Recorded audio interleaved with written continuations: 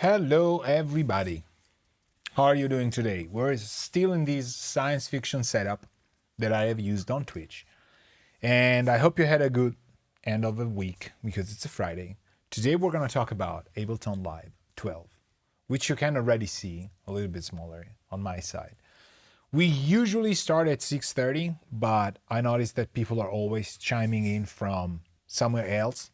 And if you followed my streams, we've been doing some Propeller Heads Reason 12. Funny enough, it's both Ableton Live and Propeller Heads Reason are at version 12. There's no particular reason. But they are. They're at the same versioning milestone, so to speak. And my stream is on Twitch. You'll probably be able to see it there still for a little bit. Then it will come on this YouTube channel as well. And we tried to take Propeller Heads Reason 12 and make it into my DAW for composing into it, okay? This is not something I do with Reason, although I use a lot of the instruments in there and I love their effects. It's just just a fantastic pool of instruments and effects, of Rex loops, all that stuff. But as a DAW, still, I miss some important functions that I need. And we know that in the past, you all know, because, you know, I'm famous, you all know it because I've used Studio One a lot. And Studio One did work wonderfully, tremendously. It's just a great DAW. Then I've used Nuendo for as much as I've used Studio One, which is already a lot in terms also of, you know, hours put every week. And it's great, and I have to use it because there's a team that I'm working with which we exchange sessions. But the reason why I'm exploring different DAWs in weekends in which it's extremely sunny and I have RC cars chassis drying in paint and I could be doing tons of other things, is that we have, in my pattern, if you've followed me for quite a while, we have been discussing how to be creative, which is, it's completely faulted. How to be creative is not something you want to have anybody talk to you about. But there's a reasoning behind it, right? People have issues writing music. There's a lot of reasons behind it, but one of these reasons is that the workflow that they have on a digital audio workstation is setting them back. It's not fast enough, and it's dominated by quantity over quality. Now, it will be very hard to reduce the quantity a lot, because these DAWs and today's software just comes with a multitude of stuff. But we can streamline the workflow in a way that things are fast enough. And so the reason why I wanted to try Reason, which is a pun indeed, I just realized that, is that, as I said, I've been talking with the people at Propeller Heads and they're coming up with something amazing, but there's plenty of functions that I would like them to implement. And there's a lot of functions that Ableton Live probably already has. And until now, I think if you need a DAW to write, you know, music straightforward and have an amazing success rate at it, Ableton Live is where it's at. I know there is Bitwig, which is amazing as well. Reason is great as well. I have friends writing music in FL Studio. Fantastic. FL Studio is also fantastic. And I have people, which we should probably explore in a later stream. I have people using Cakewalk, like Sonar, you know, new Sonar versions of it.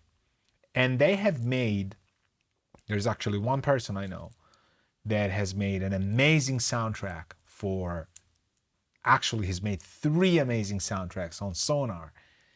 And it's just a fantastic DAW, and he won BAFTA awards, okay? So I'm very lucky to be able to exchange emails with him. It's not a very, very easy person to be around, but he, you know, probably harassed him that much. So the reason we're here today is you're writing music, but you can't write music. Your parents are you know, the main reason. The old parental shame is why you cannot write music, or put it out. You know, then there's your partners, your sexual life. There's a lot of stuff that's happening out there. You're afraid to go outside. Plenty of reasons. You're eating bad stuff. For some people, you should change your diet, whatever. But there's also a main problem of your DAW. Also, you don't know music, probably. You think you can do it with your mouse and keyboard. You think you can do it with whatever, just singing it out to somebody who knows how to write music. You actually cannot do it. You need some foundation. So all of these aside, your DAW is also a problem. Using Pro Tools doesn't work for somebody who's into things, just who has been into it for a month or so. Other people get into it through Logic. They have the same issues. Nuendo and Cubase, same issues. Professionals don't have those issues, but even professionals, when put in front of effective DAWs, will have a better time composing. So we are in a very lucky situation. Oh, hi Alessandro. Alessandro says, a lot of interesting videos in your channel. First time catching you live. Buon lavoro. Thank you, Alessandro. Thank you very much. Grazie mille. Mi fa piacere che tu sia nello stream. Talking Italian, which everybody should know because it sounds fantastic, right? It's one of the most melodic and musical things ever. This is music production. So we could talk Italian, even if you don't understand. You will, somehow, just because of how we move, right? Alessandro, we're programmed to communicate far beyond words. We know that. Communication is not just verbal. It's actually 80% all but verbal. So, you know, and food is also important, which we actually have in the peninsula. Thank you very much. I'm glad. Yeah, there's a lot of interesting videos. Make sure you check out Twitch as well, because there's other free videos there as well, because I stream there a lot. Now in the last probably month, I've recovered a lot of the old videos. There should be masterclasses there as well. And then last but not least, my Patreon, obviously, which is paid for. So you have to pay for it to see the other videos. So today we're talking about live, okay? I do not have a Live 12 license. I'm poor. I don't use it. But I have used Live for so long and for so many records that I have been writing in conjunction with other artists, okay? I think I started using it in 2007 when I opened my studio in Firenze, so we're talking about Italy as well. And it was just amazing, the way it worked, the way it's just streamlining stuff. So today we're gonna take a look at how I would approach using Ableton Live in this room of mine that I'm very lucky to have, with plenty of useless synthesizers that will make your parents ask, why haven't you found, as we said on the Discord, a high-paying job yet? Well, truth be told, with Ableton Live, you will still struggle having money as a composer. So how does it work? Let's get into it, because it's just, Alberto is so boring, talks so much. This is Ableton Live. It's a beautiful dark interface, as it should be, and I think it's, even if there's a light shading off, you know, in front of my face, it just looks fantastic. I'm gonna go through. Alessandro says, mitico, yes, non sapevo fosse fiorentino come me. Yeah, I was born in Florence. No, you can stop, don't worry. It's not problem. That's why it's a live stream. You know, otherwise you could think it's a recorded thing. I was born in Florence in 81. My wife is also Florence born. And we actually, however, spent half of our lives outside of Italy and half of it in Italy. It's been like last year was kind of the half and half. So now every day we spend outside of Italy. I'm located near Munich now. I've been in Berlin, Boston, Los Angeles, but in between Los Angeles and Boston, I've been in Italy again.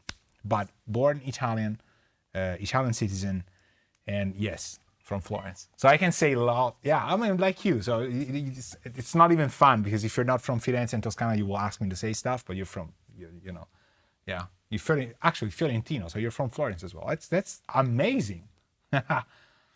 Yeah. So say hi to Florence. I've been missing there for so long. Hey, Marco. Marco is Marco, but he's from, you know, Switzerland. So it's from further north. But Marco, we have a guy from Firenze actually. So I can send greetings, can send like commissions to do. Can you go to this friend of mine and just drop, you know, like some pasticcini, because there's very, very, very good. I'm kind of happy that Alessandro is from Firenze and is watching the stream. It kind of makes me more connected to it. Kind of fun.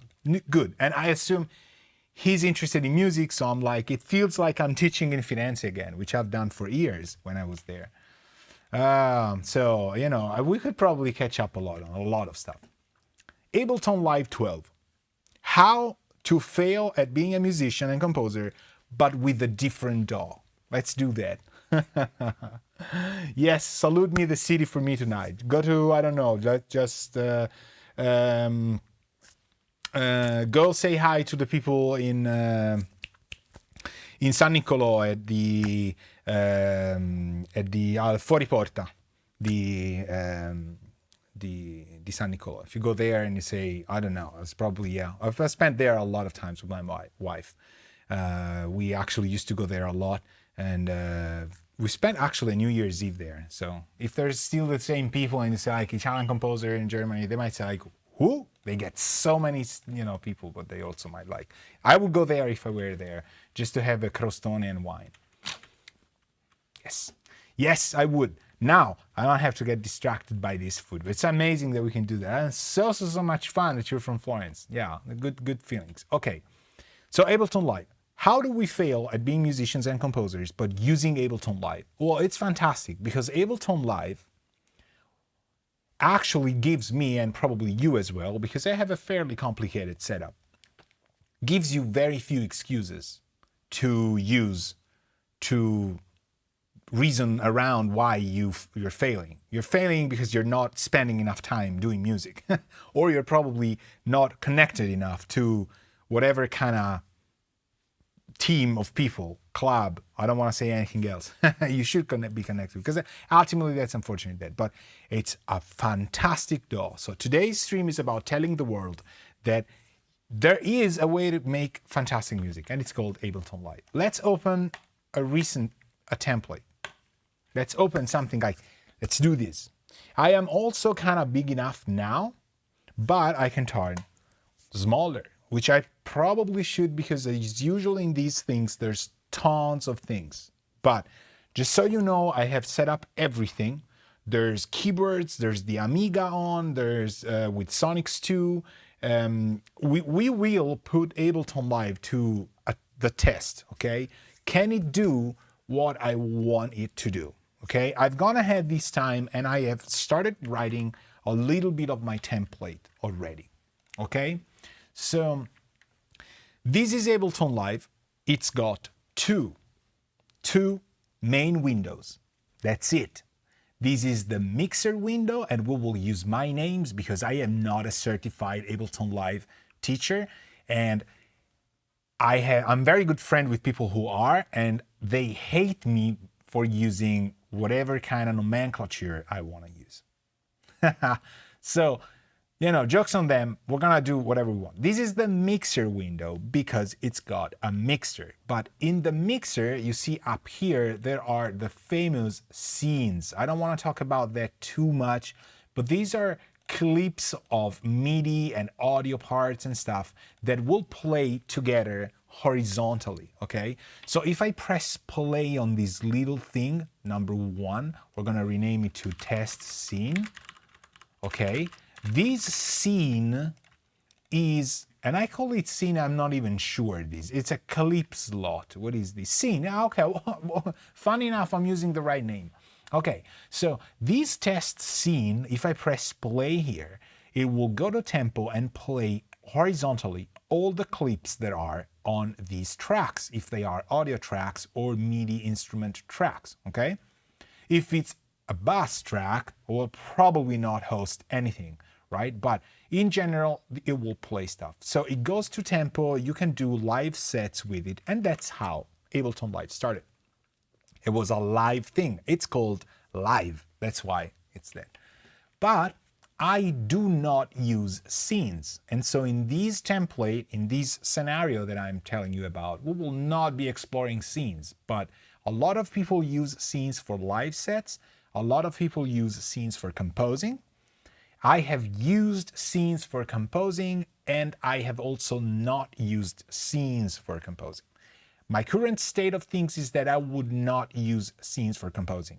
I'm not making music this way, but it's a fantastic way to do it. If it works for you, do it. Just so you know, this top part is all scenes, okay?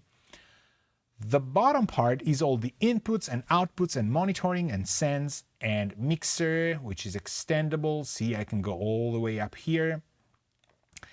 And track enable, panning, and solo button and record. I will not even bother you to just start explaining the mixer itself, you know, because we will figure it out, okay? I've also turned on some advanced controls so that I can see my latency here for the different tracks. Okay, this is very simple. I will not bother you with something else. On top, there's a transport. And the only thing you might ask is, where are the inserts? Okay, because we said there's two windows in Live. There's just two windows, and one is the mixer. Where are the inserts? They should be on the mixer, right? But they are not. Well, Ableton Live, or just Live, uses inserts in a chain that goes left to right at the bottom. I know, it's kind of like, I wish you had a way to replace scenes with inserts, but the way Ableton Live has always been, it's that the insert chain is at the bottom. Everything you do at the bottom left is explained by the info tip pane, which you can disable if you want. I am so used to have the info pane on as a companion, even if I know most of the stuff that it's done, that I kind of always keep it on. Also because the space you have horizontally is insane, okay? We will see why some stuff is fantastic for this. Now, I've already made 2 tracks, and you can make fun of me. I've actually replaced a bass track with a different instrument that I am now, I don't remember which kind of bass I was using here, but maybe we'll find out, okay? Let's, for now, mute track 2, and I will show you what is going on in here, okay? In the different tracks. These tracks you see are instruments, Caution Kit and String Symphobia, okay? These are things I've started up. There's the different sends, there's the volume fader, there's anything else. Then there's green tracks. It will make sense to you in a second. I always call my basses all something. All bass, all synths, all orchestra. We'll do the other ones. Then I have a 2-bass retard, and I will explain to you why. Please stay with me because it's super complicated, but it will show you how powerful this thing is. And I will guarantee you, you'll make music with this thing. If you have a writer block, Live is the thing. As an instrument hub and also as a composing toolkit. Then there's 2 mix buses. I know, there's 2 mix buses. I do split things around. So I have a first mix A, and I have a second mix B. So mix A, as you can see, goes, the output of mix A is mix B. And the output of mix B is main, okay? Does it make sense? Probably yes.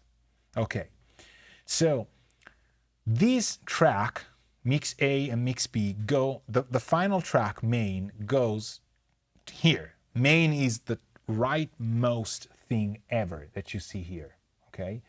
And on my main thing here, I have reverberate. Why do I do that? Because I have my calibration, my room calibration for my speakers. I have a pair of Bowers & Wilkins 802 Nautilus that I have calibrated. I have my presets for my calibrations for the cards and stuff. And I'm writing at 48 kilohertz, and I use reverberate to dial in the impulse response that will change the response of the speakers so that it's compensating what my room is doing, okay? So whenever I print something out of my mix down to a producer or somebody else. In live, I do not print out of main. I print out of mix B. Actually, I print out of a track that is called print. Are you following me? Yes. So print does this. We will create another one, okay? That's pretty easy. So we right click here and we insert an audio track. And that's just the first fantastic thing. Ableton Live has just audio tracks. Is it MIDI? No. Is it a send return? No. Then it's audio. There's nothing else to say.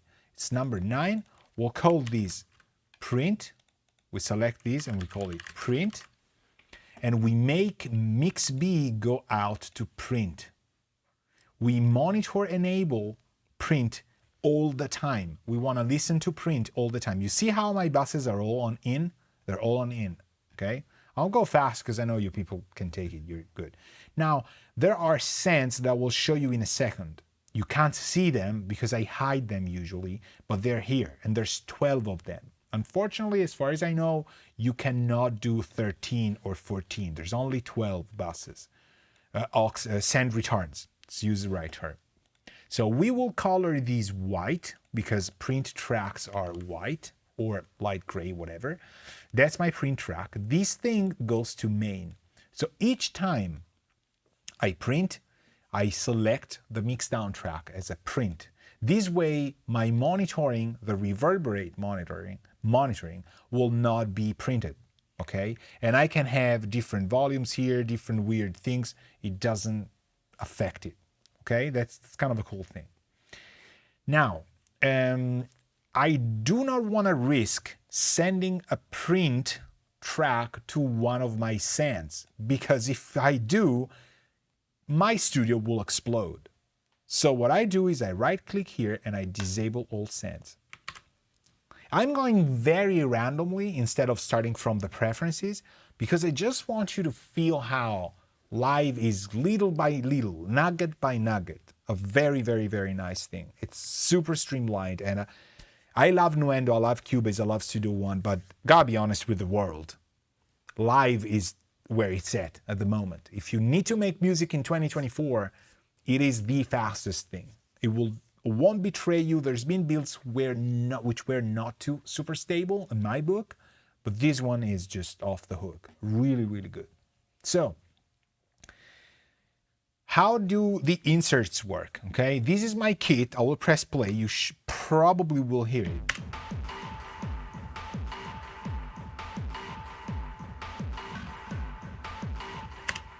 Okay, I just made a groove out of it.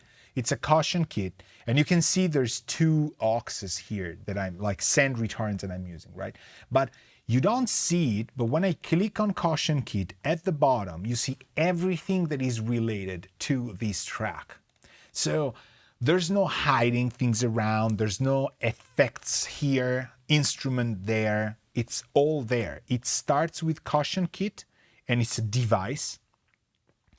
And then there's a retro comp. It's a plugin. I click on the wrench and I get into the retro comp, and the signal flows from left to right. So you usually have generators or devices, things that make sound. See here? Right? I can play this keyboard, hopefully, hopefully, hold on.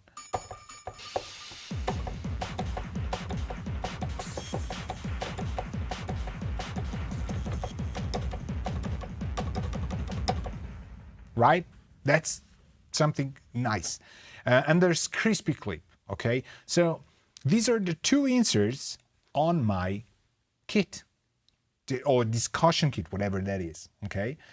I could swap them around. I can put different stuff, different things and all things. Notice what I have done with these pad. Each insert has a pad that you can use to automate stuff. X, Y. You see this thing, mix here? I've said that the vertical axis has to be the mix. So when I play that,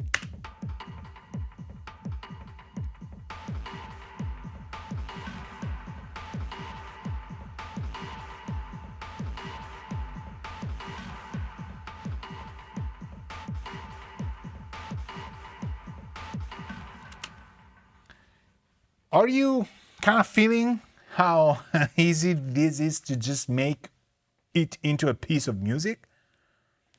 Are you noticing that I am not tempted to add shit to this session? I'm just moving one pad and it's actually music that people, in my opinion, it is. Obviously for you, it will be, you know, like, I don't know. If you need to exercise or just cleanse your ears, I don't know. But, you know, it's just, it works because automation done through a pad whose parameters you can, you know, here completely select and do. And it's picking them up from the plugin, automatable parameters, is just awesome, right? You can see the parameters here in a text version, or you can open the interface. You can save your own plugins. We'll do it in a second. It's just, this thing is great. And if I wanted the x-axis to be the power or shape or ceiling or pre-filter, I would just, you know, I can do it. I don't need it now, so we'll keep it here. We'll keep it around about here, and we're done, okay? So this instrument, as you can see, has the recording enable here, which is a note. It means my keyboard will actually trigger this thing, okay? And I'm playing through it, okay? If this was disabled, it doesn't work any longer, okay? Just simple as that. If I want to play these strings, Sympho, it's just a name I made it, Symphonia, whatever, I will just, you know, turn it on and press, you know, the recording button. And then I can, well, this is probably too low. Oh, okay, no, this needs expression.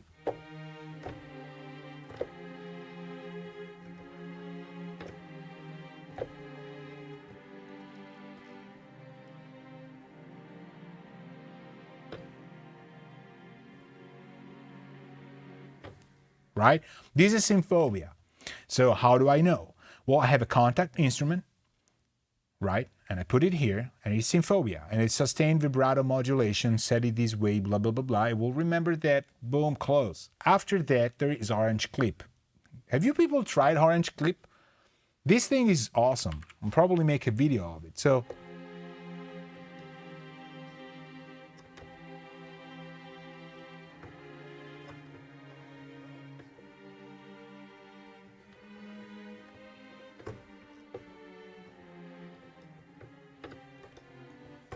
okay, it never triggers because this was a bass track that I erroneously put contact on and replaced. So we'll fix this.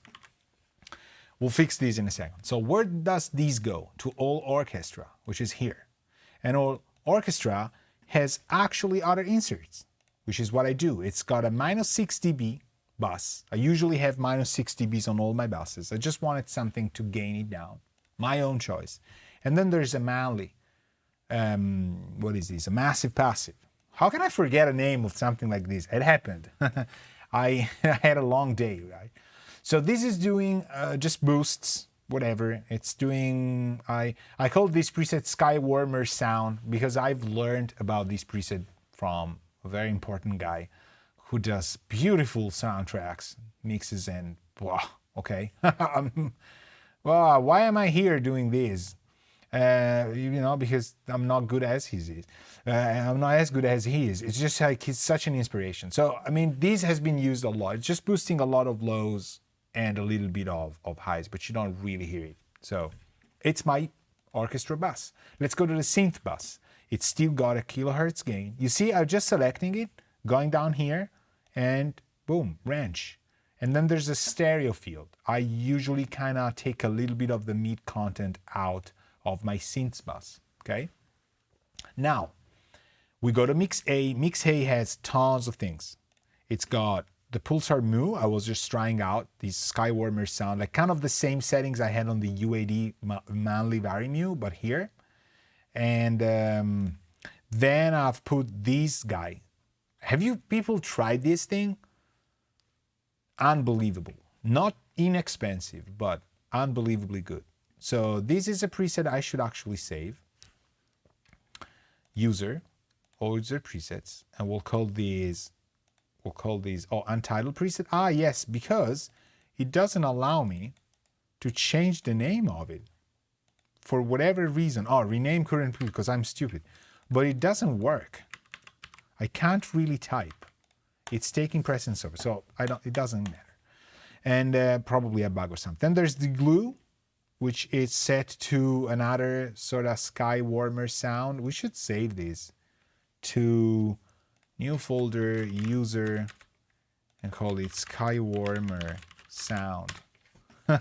It just reminds me that that's a chain that I've just learned to steal from somebody, which it works. Okay, so this is my thing. This is how it works. Sometimes I like, what I was trying was to use the 60-30, which is something I've used for a long time, instead of the pull term mute. So you see now it's bypassed. How do I know it's bypassed? Because there's this yellow dot, orange. Why do I say yellow with orange? My wife always complains. It's an orange dot. And when it's lit, when it's dimmed, it's bypassed. Very simple. So suppose I want to make this into a preset, right? I could save independent presets, right? Make them into something else. But I could select them all and go Control G or group.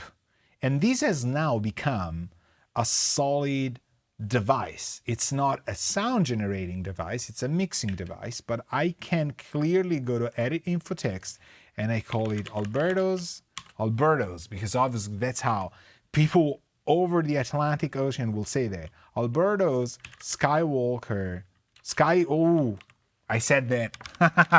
I wasn't supposed to say that. Skywarmer sound mix bus or Skywarmer mix bus. Boom. Okay, and then I go here, and here I had them disabled, but I was obviously having my preset for gold clip, and I was trying master desk, which gotta tell you, I'm just using because I've learned that somebody very famous was using it. But you know, suppose I want to make a device out of this again. I go Control G, and then I just change the info text so that it's Alberto's Skywarmer mix bus B. Okay. If I want to change these again, I just click it. See, it just remembers the info text. It's kind of cool. Mix bus A. Okay. So this is now a device. I press minus or fold. Look at that. Ready? Boom. It folds. This thing has folded. I press plus, it becomes big. I select the whole device and I go minus, it folds. And it's out of my way. Super awesome. Who's using B? I'll tell you about it. Okay, well, yeah. So, sorry, I'm just reading the chat. What do you like of that Soundtech EQ? And who's using B? Master Desk. Okay, so B is one of my fathers of film and video game mixing, and he doesn't have to pay my tuitions, but he's been fantastic to me, Alan Meyerson. So Alan uses this, and you can see that in a couple of videos for companies that I work with and that I've been working with since 2011. But Alan has done recent master classes with them. And if you're a patron of mine, you get a discount for being a member in the other portal. The other, it's a very pure way of doing mixing. Okay, as I like to kind of throw these things around, and it's a fantastic preset that I've just stolen from Alan, and we can. I'll reset the bass to what it was, and then we'll hear it without and with. Okay, I know it's not the best example, but we gotta fix this. I'll do it in a second. What do I like of the Soundtech EQ? Okay, I do not like the price. I'll give you that. Because it's kind of like $229. You have educational discount if you're a student of mine. I'm making these kind of a all-out publicity. I need more money. I want to change my car. So I'm kidding. But if you're a patron of mine, you get educational discount through these. But this is still kind of one of the most expensive single plugins. Metric Halo makes this in conjunction with, I'm going to tell you who, because I tend to forget. Who's the people behind this? Is there an about? Go, they haven't. Okay. But look at this. There's no analog modeling, pure analog and aggressive analog. Okay. So it's got the color, which is, it's a strong word, of the Soundtech. I like the Soundtech EQ in general. I was lucky enough to have a teacher of mine visit me in Berlin and bringing a real 432 in the studio. And it's like the two pieces that he has from the studio he had in Los Angeles. It's now two pieces. I think it's a Varimu, a Manley Varimu and a 432, which has had issues, like some op amps were kind of dying and stuff, but he still says, this is my thing, I like it, I finish mixes with it. Doesn't matter if it's digital, becomes better. I like about this Soundtech EQ the fact that it's fast, it feels very op amp Soundtech. It's authentic to what a Soundtech does. It pushes things a bit forward in the sound field, and the curves kind of sound what I would expect from a Soundtech. I've actually built an EQ, a hardware EQ here, the Fuse EQ, out with the help of two other technicians. I couldn't do it by myself, actually three. And it's op amp based without the op amps of the Soundtechs, with a little bit more bands and stuff. But I like how forward that is, and it's a little bit kind of rusty in the high mids, but it's again, it's the forwardness and the speed. It doesn't sound like a tube EQ, or like it isn't sharp and harsh, but it's got a little bit of an edge in the preamp. And I just use it to do something very common in the world of film and video game music, just pushing some frequencies that are nice. I know it's a starting preset, it's not even there. It's a 12 kilohertz, half a dB.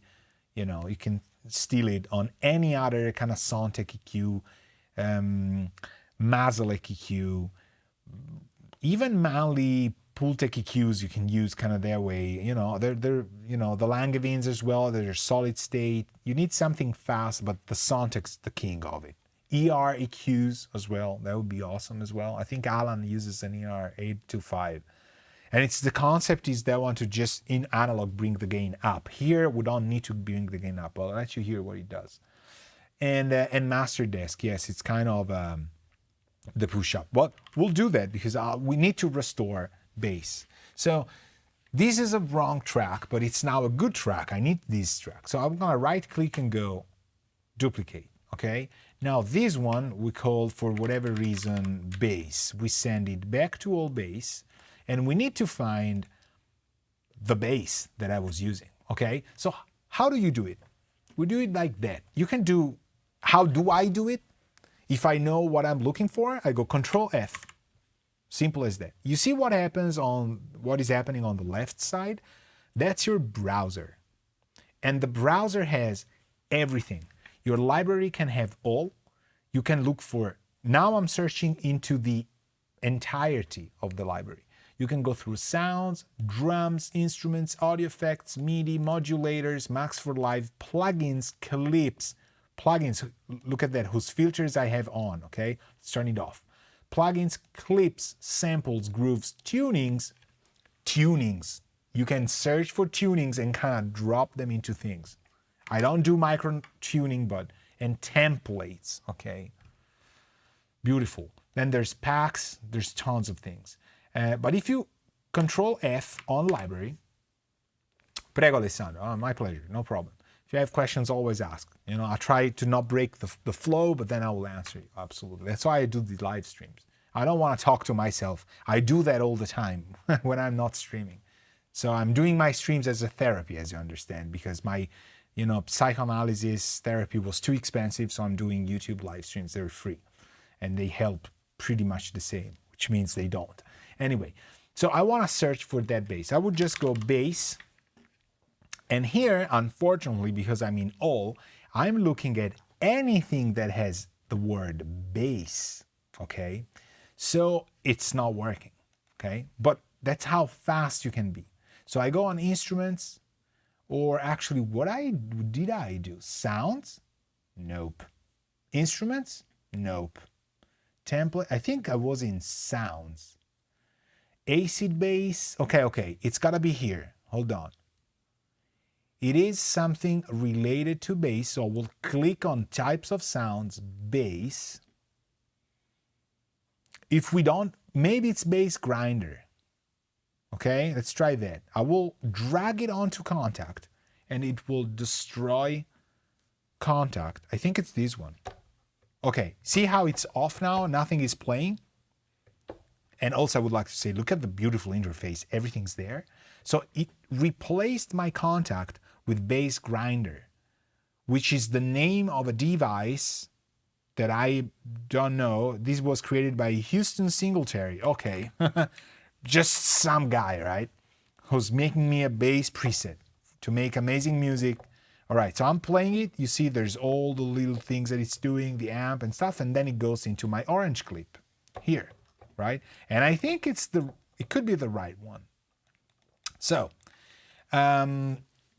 it's not playing because this track is off, but it's being played by my MIDI keyboard because the red indicator is on, the arm recording, okay? If I have no arm recording on, I can play all day long. It won't trigger anything, okay?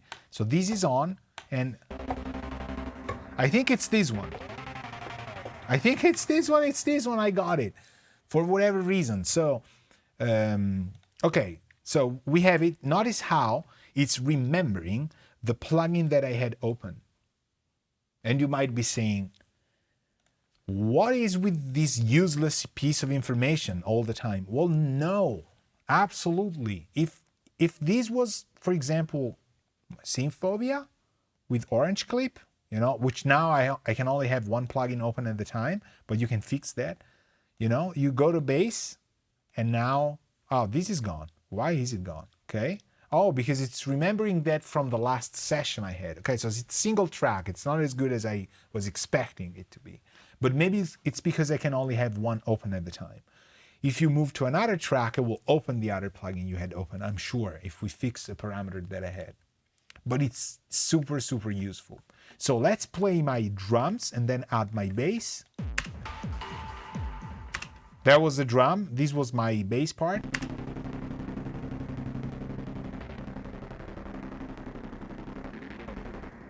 Okay, I don't want you to see the MIDI yet. Remember, we're missing one important window, the arrange window, okay? We said that. It's this one.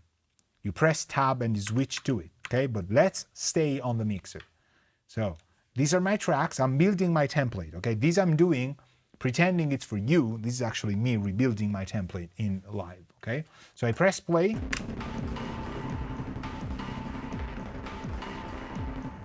And I go like, well, okay, well, the drums could be louder, right?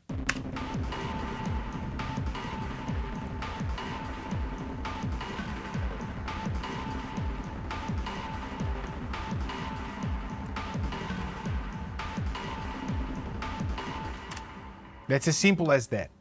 I'm changing the volumes, playing stuff around, and this is going to all bass, this is going to all synths, all orchestra, blah, blah, blah. But you hear effects, right?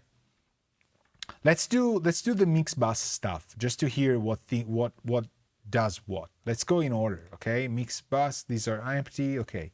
So I usually start with I don't usually start just with anything, but this would be the ultimate mix comp. So let's do before and after.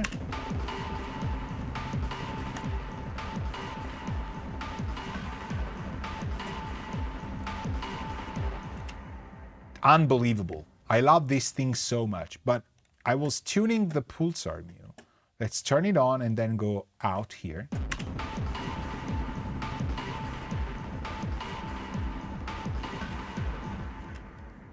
I'll be fast. You know, it's just a loop that is playing. But hear how it becomes a record, little by little. So the Soundtech, okay?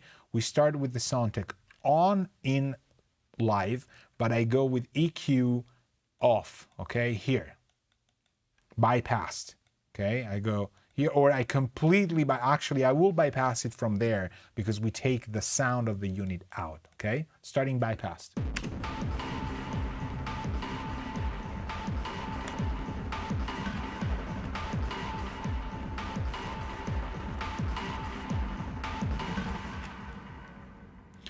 Forward.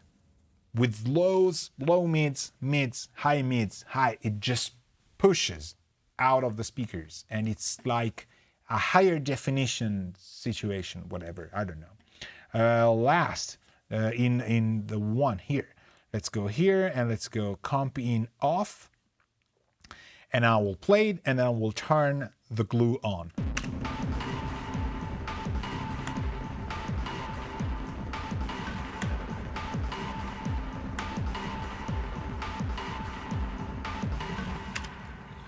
It's just leveling the sound a little bit, maybe because we don't have long sounds versus fast sounds, not doing anything. But see, this is now my device, right? I want to destroy this thing, I go minus.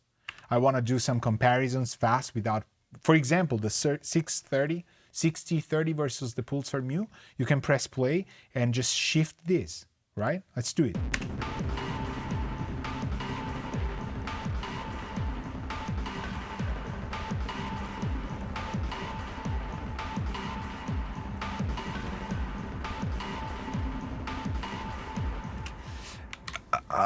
I like the 60-30 better for some reason. I'll keep that one.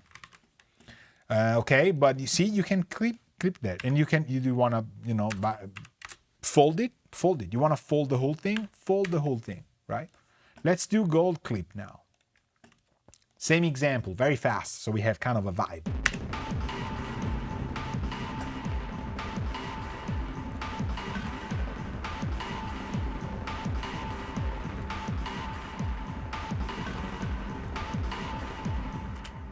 This one also pushes things forward. And am I clipping? No.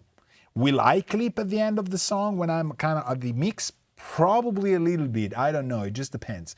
But because of the gold and the alchemy and the fact that I am doing this weird thing, I'm like, what is it? Like 0.5 dB of dry injected into it? I have no idea. It's just a fantastic thing. It sounds great. So that's how I use it. Boom, done. Then master desk. Let's turn it off, on in the device, off in the plugin, and then we'll just instantiate it. I think it will get louder here, okay? But not too much louder, but still louder. Doesn't matter, hear it out. Again, tribute to the good Alan Meyerson.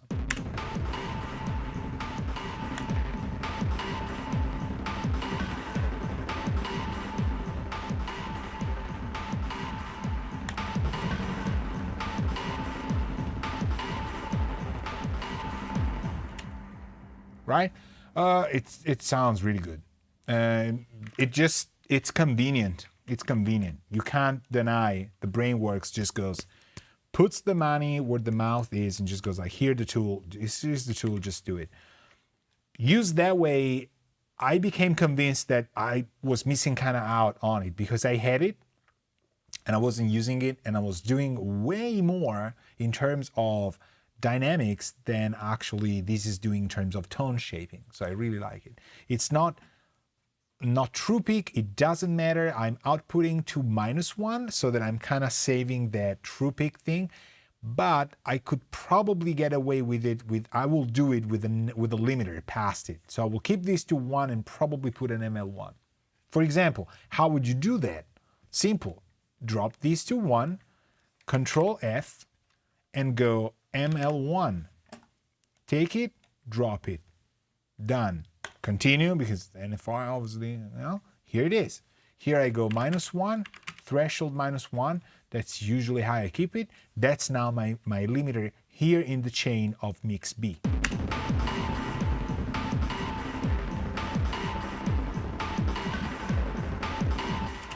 It's not even triggering. We're fine. It doesn't matter. Now, can I play my stuff in here from bass? For example, here.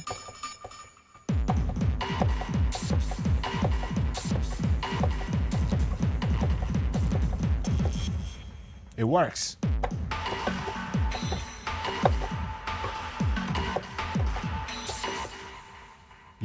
I like playing random stuff on these things, as you can probably tell. There is a little bit of latency, but I'm at 512, so, you know, it's still doable. And it's probably, I could probably know what kind of latency we have. If I don't want that type of thing, again, I drop this into my master, into my device, and I turn this thing off, and I can't say there's a ton of latency. These things are pretty good, but you can turn them off and probably there's what? Keep latency, I don't know. I'll keep them off, I'll keep them on actually, you know what? Because I like more sound and people like more sound. And then from there we go to print. Here we could add more stuff. I would probably have some other stuff in here. For example, you know what? I would actually have duplicate. I would have something here in mix B, or yeah, something, actually no, hold on. Here's how we do it. We undo. Can I undo? Yes. Okay, I want to put something else here which isn't related to this, okay? So I would usually do the EQ orange before gold clip. Boom.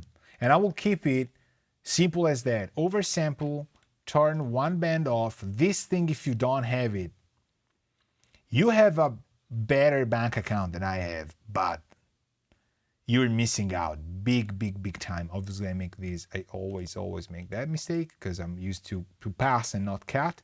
So high cut, usually go here.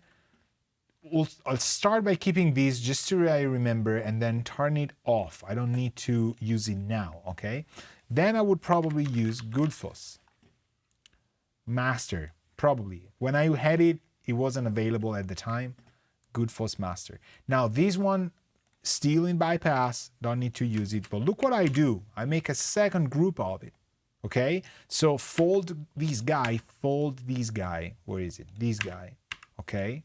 And I have complete control over different sections of my mix busing, okay? And now if I play, this has tons of latency.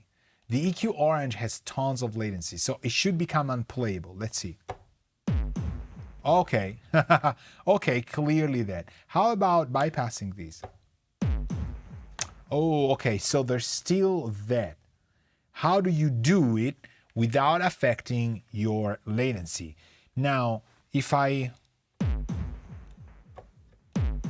you see that, right? When I'm playing, it's unplayable. I cannot do it. It can't be done. If I turn it off, it's not getting deallocated from memory, okay? And I don't think I can actually do it from here. So either there's a parameter to do it, or we can do it in another way. I would like to do it that way. Look what we're gonna do. We go collections, we go here, we open the collections, and this is a fantastical thing.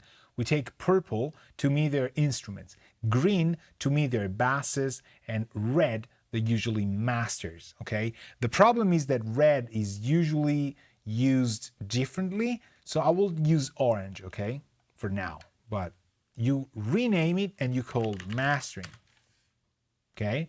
Which is not really mastering, but it's just telling me that it's finalizing stuff. And here's what we do. We take Math DQ, we drag it. Oh, we don't drag it because I'm looking for stuff here now. So we go mastering. Can we add it to mastering? Nope. Okay. Rename. Can I add it? No. Why? Favorites, mastering, effects. Oh, because it's in a device maybe. No. Okay, we gotta fix this. Hold on. I can do that.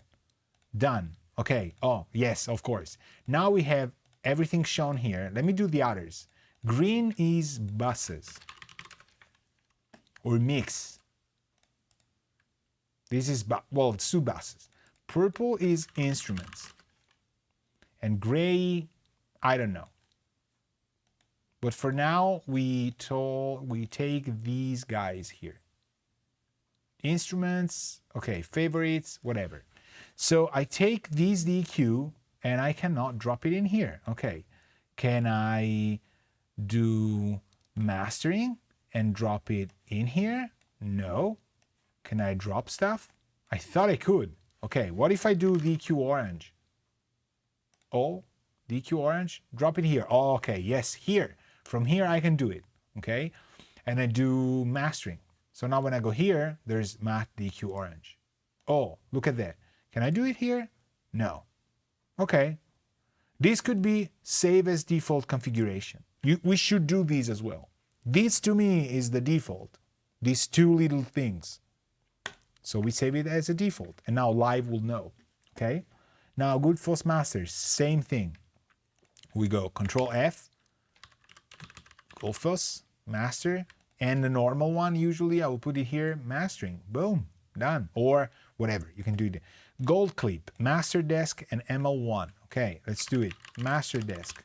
This guy can do mastering. Okay, we do ML1, okay, here, mastering.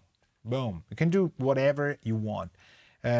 Who else was here? The Soundtech. Okay, these plugins I always use. So Soundtech, mastering, or buses. See, now it's getting difficult, right? Because it's kind of, do I master with it? Do I make it into there? Let's do buses as well. Is it gonna be in all of them? Probably not, right? Oh, it left. Why did it? Soundtech. Here, buses. Now it's green. Okay. Good. It's okay. Glue, the glue. Search for glue, right click, buses. Green. See that green square? That's what we need. Pulsar Mu. Okay, this one, let's do it. You can save a preset, for example, here. And we go Sky Warmer Vary Mu, or Sky Warmer, yeah, Pulsar, let's go here. Pulsar Mu Sky Warmer Mix. Okay, and you can still put it into buses. And it's a preset that will go into your collection. It's insane. This one, same thing. Let's do 60. Let's do a save preset. It's not about the plugin, it's about the preset, right? So we go 60-30, Ultimate Comp, and then we could call it Sky Warmer Mix, right? And we green it. Boom, done. Easy. Here, I have folders. I can do new folder, and I call it My Beautiful, Incredible, Weird Last Name, and drop it in here. And then I go, I can probably put it into places. Here it is. Boom. Obviously too long. So we rename it like that. Boom. See how it is? See how fast it will become to do stuff? Probably. I hope so. Now, this was just the basis because Alessandro said, can we hear how it works? Yes, of course, we can do. Now, what else? We said instruments, right? Oh, even orchestra, I could do the manly thing. This thing could be used. So let's save this. Passive Q, Sky Warmer, orchestra. Okay? And we put it into buses. And we put it into Alberto. And this should get renamed. See? It's, boom. Alberto's presets. How, right? Presets. But this is Alberto RS, so this is okay. This, you know, oh, no content. Well, why no content? No. Remove from sidebar. Go here, all, maybe, presets, where is it? Templates, groove, whatever, packs, oh, locations, we probably lost it now. It's somewhere in there, it doesn't matter. Why is it? Tunings, max, plugins, instruments, it's gotta be a preset. If I go Sky Warmer, you see it finds them anyway, it doesn't matter. See, it's a long name, whatever, but it works. I just drag it and it will become that plugin with that preset. It's so fast, so fast. Now, how does the arrange work? We got, see here, grinder, that's the cushion kit, MIDI, double click on the clip, MIDI on. Too narrow, go up. Do you want to see just the notes that he has? You fold, right? It's like if you like playing cards, that's a good thing. I mean, playing cards is a bad thing, probably. I can guarantee you it is. But if you know the fold term, fold, it means it will show you just the notes that were played, okay? And here you have, because it's a whatever, gray track, you have gray crap. And you have the velocities, easily accessible. You have The randomization and all the things you can do, I see I copied these just over. If I want to change the color here, of course, because the drums are always brown. So I make these brown and I do these 4 clips brown as well, or there's a way to just say go with the color that the thing has. Bass obviously purple. So these will magenta, whatever. Oh my God, that's strings. Strings is phobia. It's an orangey thing, okay? And these will become an orangey thing. So this obviously it's not a part that I needed because it's duplicated. It's done. Now you see here I have old bass, old strings, or orchestra. I can probably extend these a little bit. I like it very, very wide. And I have the 2 bus return, the mix A and mix B. I will explain what 2 bus return is in a second. Look at this here. You see what these are? No. Why? Because you don't know. Well, we haven't seen them in the mixer window because I had them disabled. If you go to View and you go to Mixer Controls, Return Tracks, Control-Alt-R, you will see all of my sends, which correspond to A, B, C, D, E, F, G, H, I, J, K, L. They are my hardware pedals. Timeline, Big Sky, Volante, Avalanche Run, Black Hole. These are my pedals. They're real pedals, okay? Then there's effects that I use that I kind of like to have on a send return path. Glitch delay, these are names I've made. Rebouncer, Panner delay, Panner whatever, Survival LR, Crotosian, whatever. These are names that correspond to the letter. So you should remember that L is Crotosian. The last 2 are Panner delays. And then there's Survival. There's actually Survivor, Panner delays. What am I making out of my life here? Rebouncers, glitch delay, and my pedals. Okay? It becomes second nature after 2-3 years probably, or no, less. Come on. But that's how it works. But if I were to keep my returns here, because there are 12 of them, notice how fast I'm going. I didn't even have enough coffee. It would be impossible to mix. Look at how tiny the tracks are in terms of space allocation, okay? Well, yes, I could take these out. It's a bit better, but I like to live with the certainty of a few things, or the browser and the info pane. Don't tell me why or how. It's just Ableton Live left side to me has to be that way. I don't know. I'm weird. So you go Control-Alt-R and the send and return channels are out of your way. Out of your way. I don't need to change them, okay? When I go to timeline and I double click this, my inserts are just a kilohertz gain minus 12. I love kilohertz things and we'll probably design something together soon, but this is just a minus 12, okay? I like to have my pedals at minus 10. The Big Sky has it, the Volante has it, the Avalanche Run, the Black Hole has it, okay? How do these work? See where they go? 1 and 2 on my physical output of the interface. Timeline, Big Sky, Volante, Avalanche Run, which I actually have to turn on or off. Yeah, okay, it was on because it defaults to off. So you will see them here on the Prophet 6, over the Prophet 6. These are all the pedals that I have, okay? And that I actually have more, but that's the default. I constantly use those. And I sometimes mess the settings and it's nightmares. Black Hole, 10, okay? 9, 10. Why do you see 1, 2, 3, 4, 5, 6, 7, 8, 9, 10 with the names? You see them with the names because if I go to the preferences, you have in audio my output configuration. You see here driver type, ASIO, Lynx Aurora, input configuration, output config. That's where you want to go. Output config. Do you have mono outputs or stereo outputs or all together? Okay? My outputs here on my 16 Aurora channels are all stereo. So there is no need to turn on the monos. No need, because I always use the Big Sky in stereo, the Volante in stereo, the Avalanche in stereo. I don't use mono to stereo. I don't do that. Just me. 1314 is stream. That is actually what you are getting.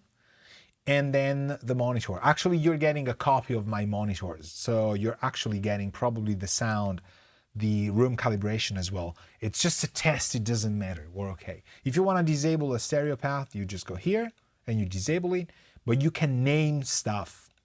And this is awesome because names will help you identify which channel goes to which channel, okay? Now, my mono inputs and stereo inputs are as such. I have only done a few. Voyager, Prophet 6, Prophet 12, 2 bass return. Why have I done this? Number one, because I remembered them. Number two, because I usually go in sections. We have to configure this. I have to do it. We'll do it. 15 and 16 is my 2 bass, my dangerous 2 bass summing box.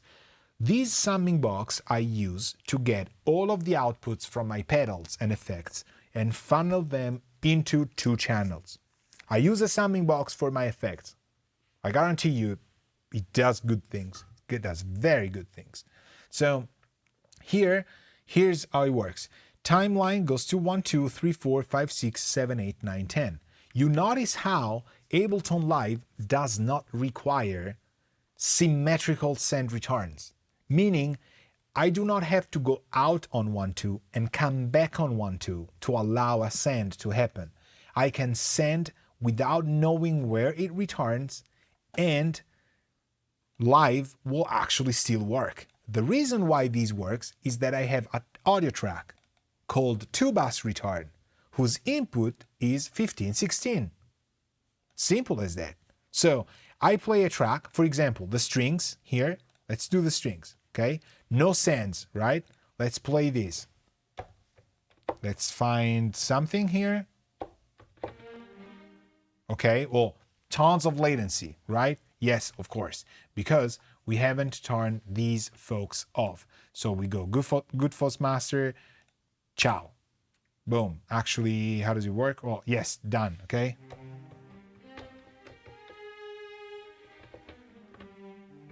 Okay, now it's playable, it's okay. But it's very, very, very dry, right? Let's go to my strings here, strings.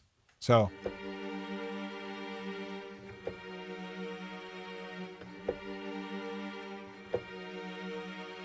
right? I will answer Alessandro in just a sec.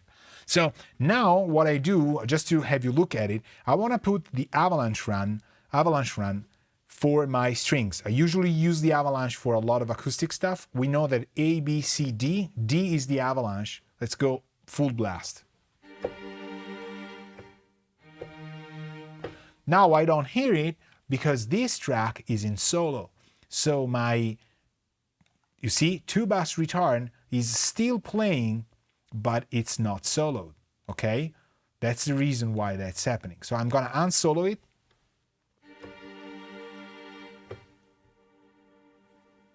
And you should hear it, should be able to hear it.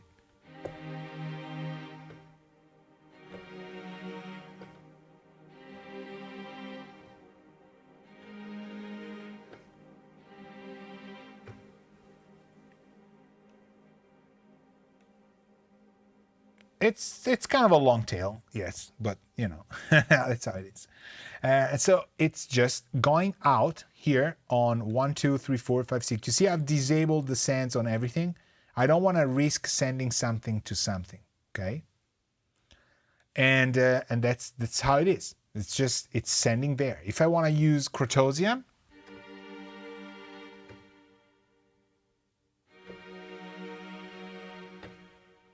see, Crotosian's going up, right? I can do this, okay.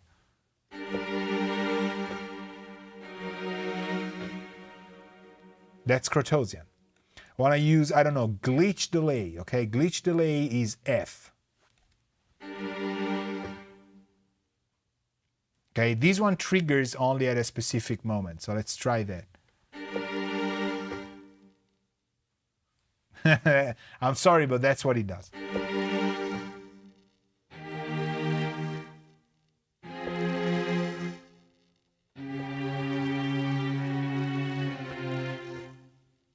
It doesn't have any pitch, right?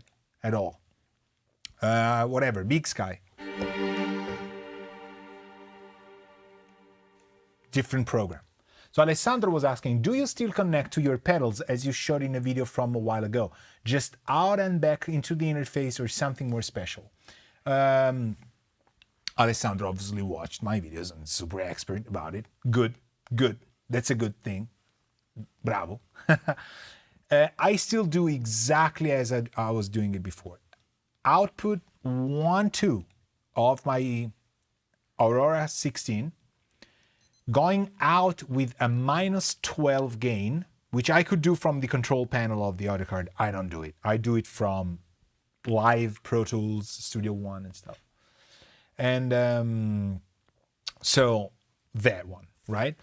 Now, I then come back from the pedal into an input of the Aurora. So it's line in, line out. Now, the pedals I have, I gotta be honest with you, the Strymons have no issues with line input output. They are line level pedals, they can take it. The Avalanche Run is not 100% line level compatible. Like, it can get crunchy if you get full scale, but with a -12, it just sounds good. And it's so they're all fantastic pedals. The Black Hole, zero issues with line levels, but with a -12, things are good. Then you ask, does live compensate the time needed for the send to go out on and back in? Yes, it does. We could do it in a second. It will not do it for you. You need to know the latency values, and I have been super lazy, but you see here below I have 1.75 milliseconds. That's what Nuendo tested. So I cheated, and I know my pedals all have a 1.75 milliseconds latency, so I tell them there is a 1.7 millisecond delay. I could test it just by sending a signal through the pedal in bypass and see the original and bounce where it stands, and then calculate the samples and put them in. You can use samples or you can use milliseconds. I know that Nuendo tested it. It can do it for you. Cubase and Nuendo can do it just super fast. They send a ping in, ping out, ping in, latency difference, boom, and they put the number in for you. And I know they all came out at 1.75.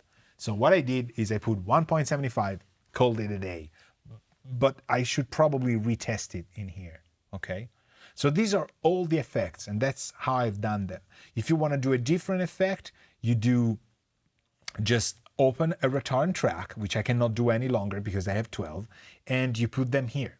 Now, the good thing is, you see how these effects, we should change my template. Fico, yeah, absolutely. Yes, I mean, we'll now check something about live.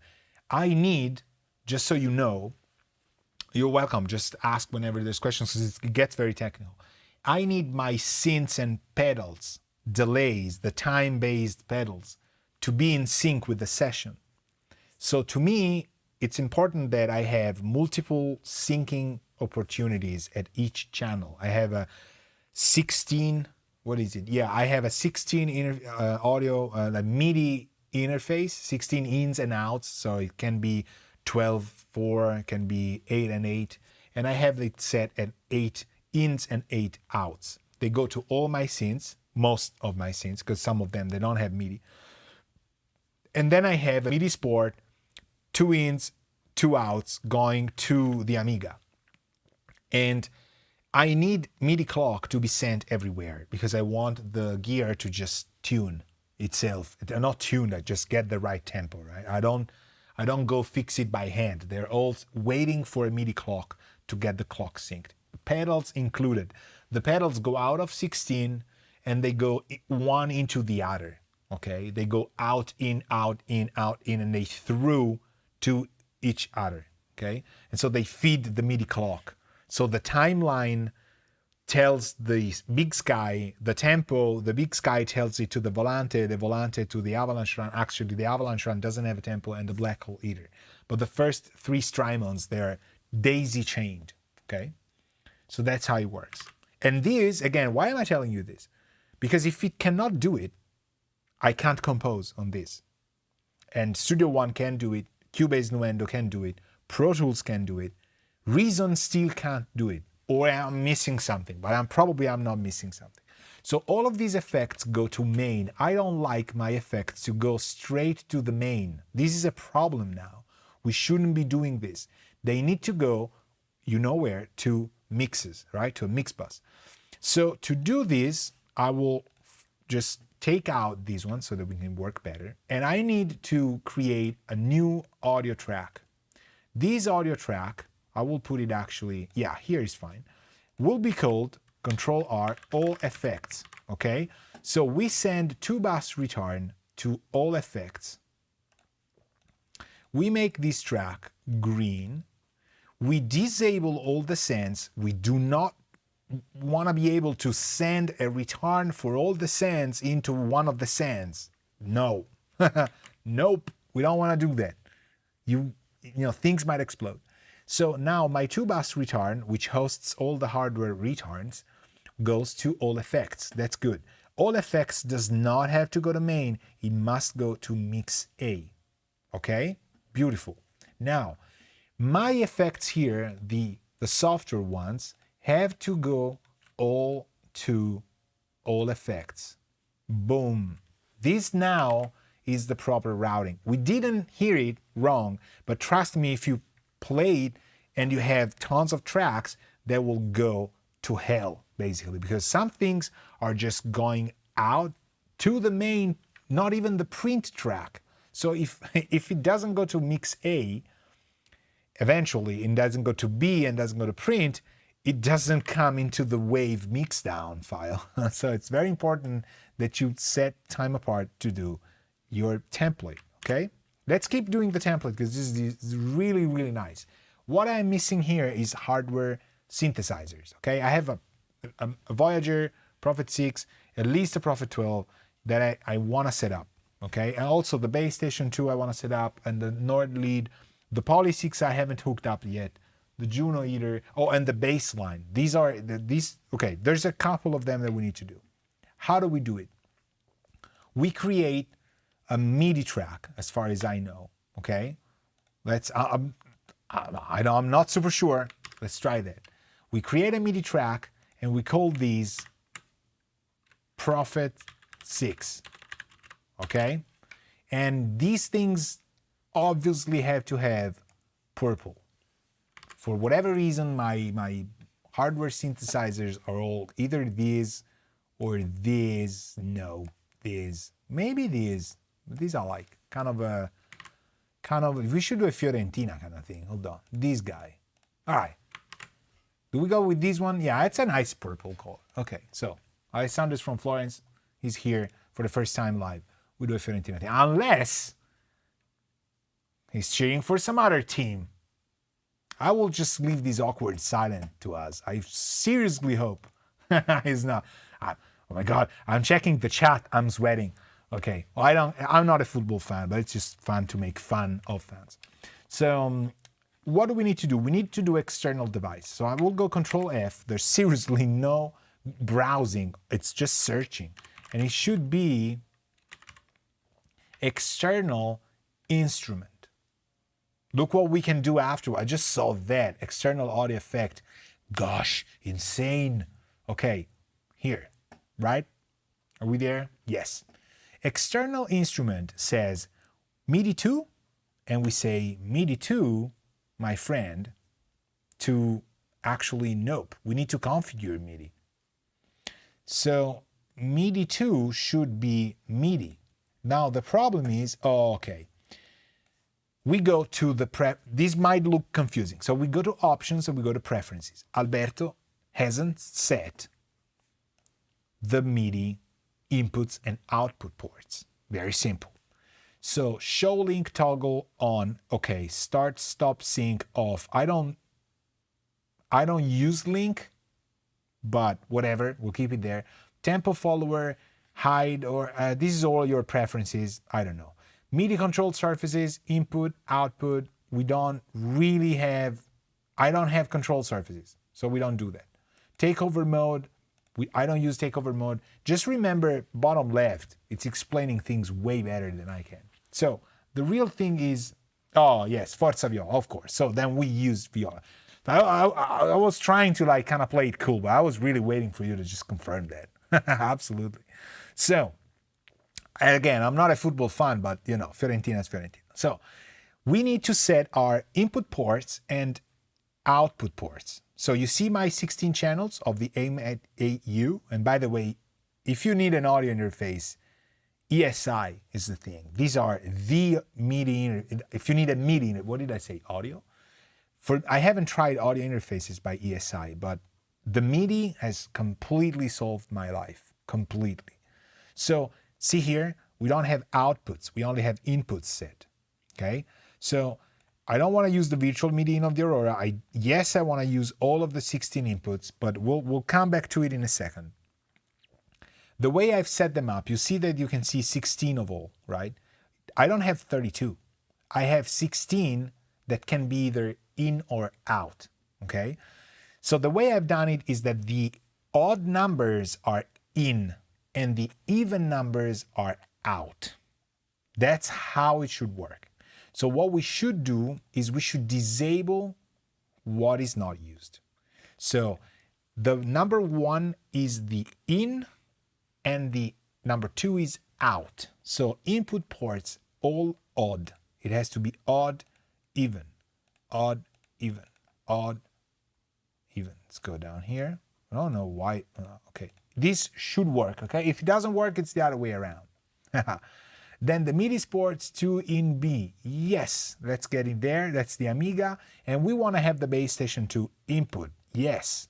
Look at that. Don't even get me started on this thing because it's just fantastic. But see how complex this is? Not complicated, complex. If I don't have something like this for my configuration, the DAW is a no-go. I can't use it. So MIDI port, yes. MIDI out to the base station, yes. Do we want to send sync for the MIDI base station? Yes, by all means. That's a USB thing. Yes, the base station has to get the clock from my DAW, okay? Then, Microsoft GS synth wavetable, no. Aurora virtual MIDI out, no. Now we want the even numbers here.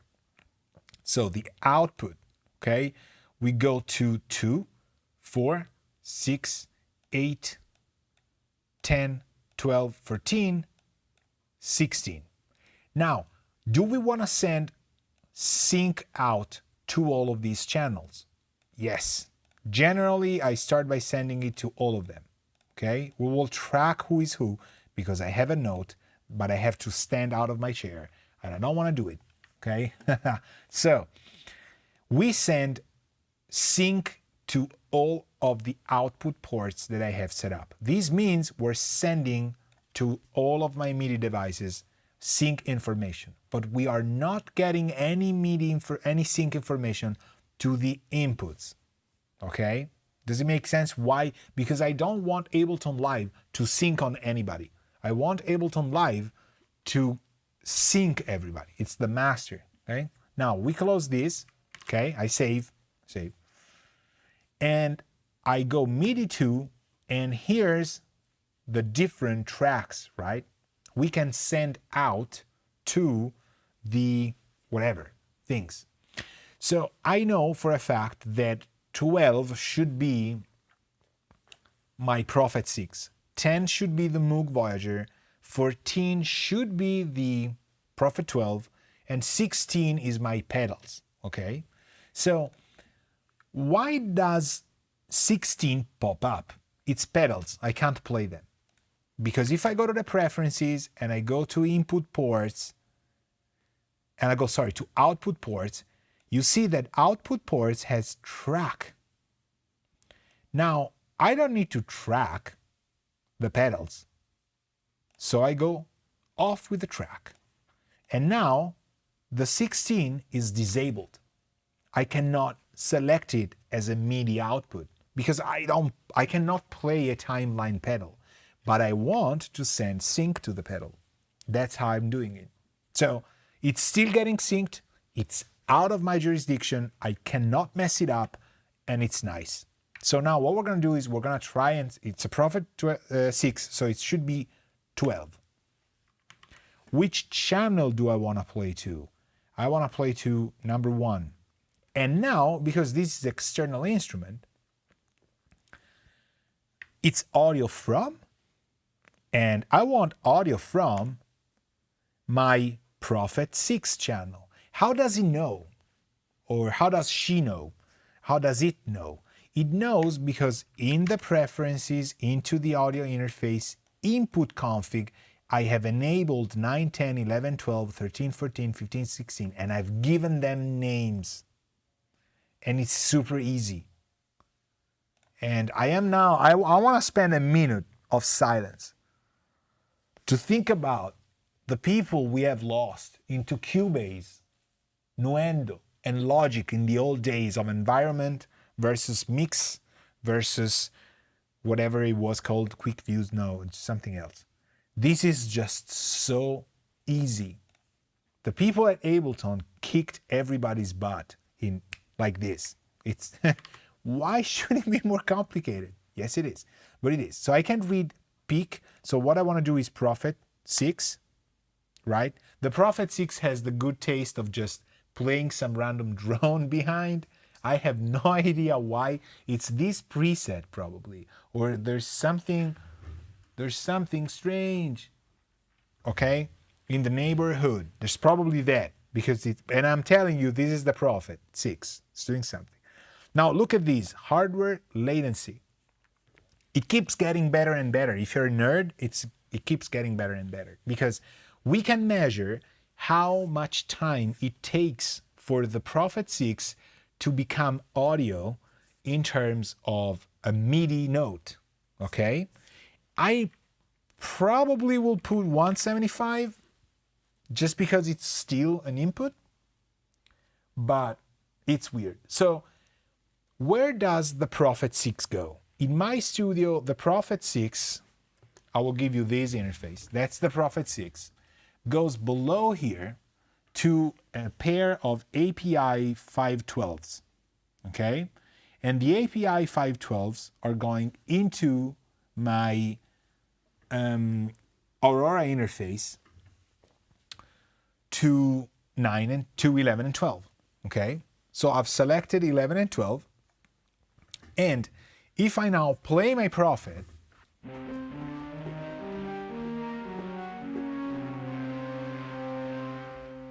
we can hear it, right? And it's got effects, so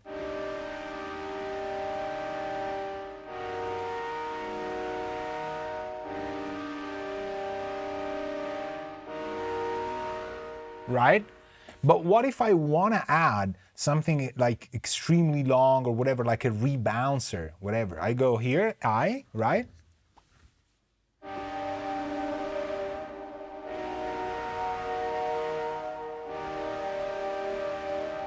Or I can change this.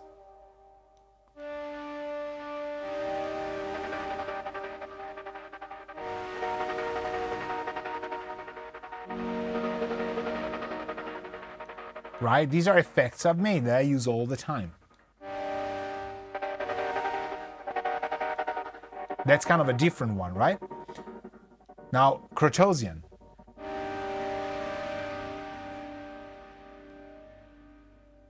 Right? Super cool. So this is set. The cool thing is that if I play it from my base station,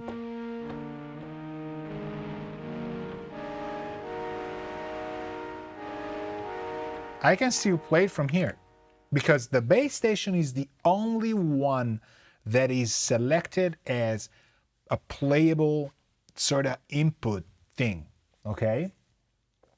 It's my, did I do it that way? Yeah, probably, right? It's set as a master or not as a master, it doesn't matter. Comunque, yeah, I don't know. It works, all right? So now the good thing is this, the Prophet 6, I like to play it from the keyboard of each keyboard because I like to, the keypad of each synthesizer, because I like to mess, with the knobs and stuff. But we should save these as something. So we rename it and we call it Prophet 6, right? And then we should also save it. We could move it into instruments. No, we cannot move it into instruments, but we can save it as a preset and call it Prophet 6. And this one we can move into instruments. So now if I go here, I have it, and I can drop it into any other track. Let's keep doing this. Let's do the Moog, okay? We go, can I duplicate? Yes, but will it duplicate? Oh, yes, okay, it does. Okay, nice. So Voyager. Same drill, but this is a different one. So this goes to 10. That's, I use channel 1, but the audio comes back from the Voyager. Now the Voyager is a much more silent thing. So I like this, we rename this guy, we call it Voyager, and we save it, Voyager, external instrument, and we give it a purple. So if I play these now, that's the Moog playing. And I will not go that my microphone doesn't reach back there. But if I play these, it works. Okay? So that's my Voyager. And it's got 1.75, trusty, we'll leave it there, it's okay. Okay? Alessandro says, I'm going to dinner, then I'll end this video because there's a lot of concepts that are very useful and a universal level and they translate. So thank you very much. Have a nice one. And all right. So from a very calm and serene, moody Florence with 25 degrees. Thank you very much. Say hi to Florence for me and my wife. I don't know when we'll be back. We always mean to, but then we never find time. And our parents hate us for that. Yeah, please do that. Enjoy a little bit of a dinner with the air that is typical of this season. I know that very well. All right. Thank you very much for being here. Catch on the video afterwards because it's recorded by YouTube anyway. The Voyager is done. Let's move on. Let's do another one. Let's duplicate this bad boy and go call it Prophet 12. El Prophet 12. Okay, but it's still wrong. We go rename 12. We call it 13. And we give it this one. I think it should work. No? Ah, yes, because I'm still here. Okay, so this one is not this one. Okay, so that's the problem. Why am I not hearing it here? Probably because the 14 is wrong. So it could be 8.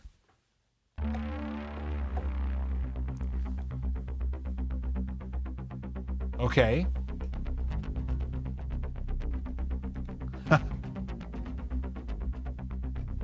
Well, that's not that. Okay. Okay, that's not that for sure. Do I have a latch on for some reason? Why am I sending that one now? Oh, maybe I have a stuck note here. Okay. So, for sure I have to do a local off. Let's do go back here. Local off for sure. So we turn that off. Okay. Okay. Maybe 14. Maybe 12. No, maybe 8.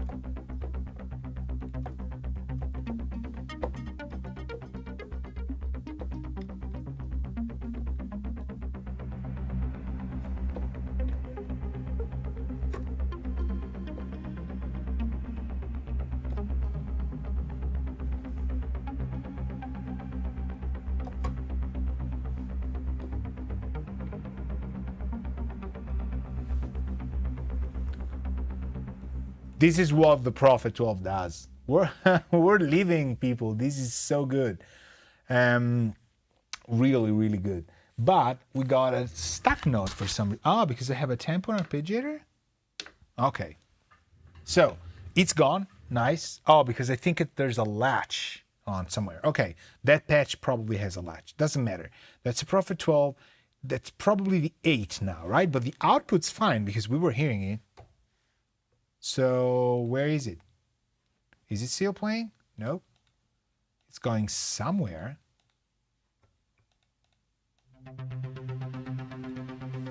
Okay. And it's latching. Why is it latching? Shouldn't hold. Maybe it's me doing it.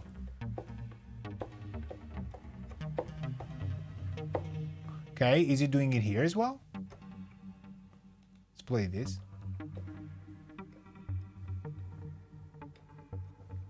But I'm still playing the 12. Why am I still playing the 12? It should be different. Ah, because 8. Oh, now I see where it is, where the problem is. Okay, let's erase this guy. And I should have done a completely different device. That's why it doesn't work. So let's try this. I shouldn't have duplicated that. So let's do this. Let's try that. Good. See, because I've saved the presets. Good. Now we need to do another one. So we do external instrument, just generic external instrument. Boom. I mean, these. How can it get any faster? It even remembered the buses I had. Okay. We like this guy, but now we need to do 8 and come out of 13, 14. Good. So this is my rename Prophet 12. We save a preset, boom, and we give it a purple. Aren't you happy, people, that I'm making my own stuff against whatever? So this is good. Nice. There's a static thing on the Prophet 6, but I think it's the preamplifiers, whatever. I have. We should see why that is happening anyway. Bass line, that one we need. So we still go external instrument. Let's make a MIDI track. Let's call it bass line. Let's turn it purple. This guy. Oh no, actually, which was it? This one? Yeah. The Fiorentina one. Okay. And then we go here, external instrument for sure. I would put external instrument into instruments because, you know, it's useful. So now we need to find the bass line, and I need to put the bass line on note, okay? Because otherwise when I play the keyboard, it will not translate, and we need to find it. So it could be 6, and it would be output. Okay, output from, I haven't set these up. Okay, we need to do it. Audio, I have 2 mono things, or 1. No, I have 2. Which one is that one? I have one guy who is mono. I have no idea who that is, but it doesn't matter. So input, it should be 5 and 6. Let's see. Baseline 5, baseline 6, because I don't remember who is who. Let's turn it on. Boom. And we are going to use 6, and we're going to go 6. I have faith in this. Let's go 1.75 just because. And play. Okay. It's not working. I mean, it's going somewhere, but we're not hearing it. So 5. Not even. Am I doing these things right? Yes. Okay. Maybe it's 4. Or maybe it's actually 14. Nope. Who is coming up with that one? So it's not. Who is the bass line here? Let me see. So this thing is going to probably 6 to the vulture out. Yes. So it's 5. It's clearly 5. Vulture out because maybe it's off. Okay. So how about now? So I send my bass line to the culture vulture and it goes to 5. So we need to, you know what? I'm going to press play here. Okay. And it's waiting for my clock sync. So I'm going to press play. And it's always restarting though. So we gotta face the sync here. Why is it? Show resync. Let's try and free it from. That's kind of hard. Why is it doing that? Show resync external hardware. Resync button, no. Show tempo, tempo follower. It's probably somewhere here. Sync type MIDI clock. Yes. That's good. Because it's getting a restart note from the sync. Okay, okay. Okay, so this is kind of a bummer that it doesn't work, but I can do it with the MIDI out. Hold on.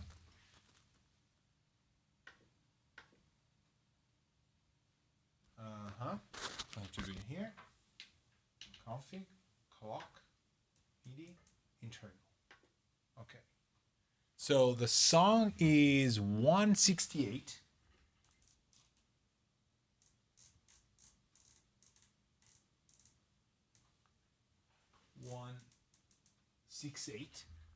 I press play and it's MPC. Okay. Aha.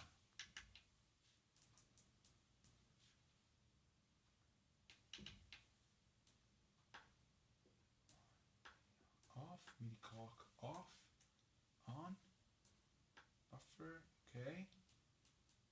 MPC. Why is it? Okay. It's getting MPC. So it's saying MPC. We'll have to take that out and see why. It's probably getting MPC type clock and it shouldn't. So I don't know. Or maybe, we don't know. So I'll call this baseline. Or actually, you know what? I'm going to erase it. Just because. So Voyager, Prophet 6, Prophet 12. Oh, the Amiga. I want to do the Amiga. So MIDI here. Amiga. That's that one. You can see it. There's Sonics there. It's been waiting for us all this time. I don't remember who that is, but I know it's 1, 2. So we go to configure, audio, input, 1 and 2, actually as a stereo inputs, Amiga, left, right. We should do even this, Amiga L, Amiga right. You know why? Because it's, yeah, we should do it because sometimes I got 2 instruments doing that. So we save, we're back here, external instrument, the MIDI input, it's a MIDI Sport, that's good. Channel 1, and we get output from Amiga left, right. So we play now, it's probably 175. Right, so it's kind of very loud. I will lower it here. So we got one channel that is blasting us and the other one that isn't.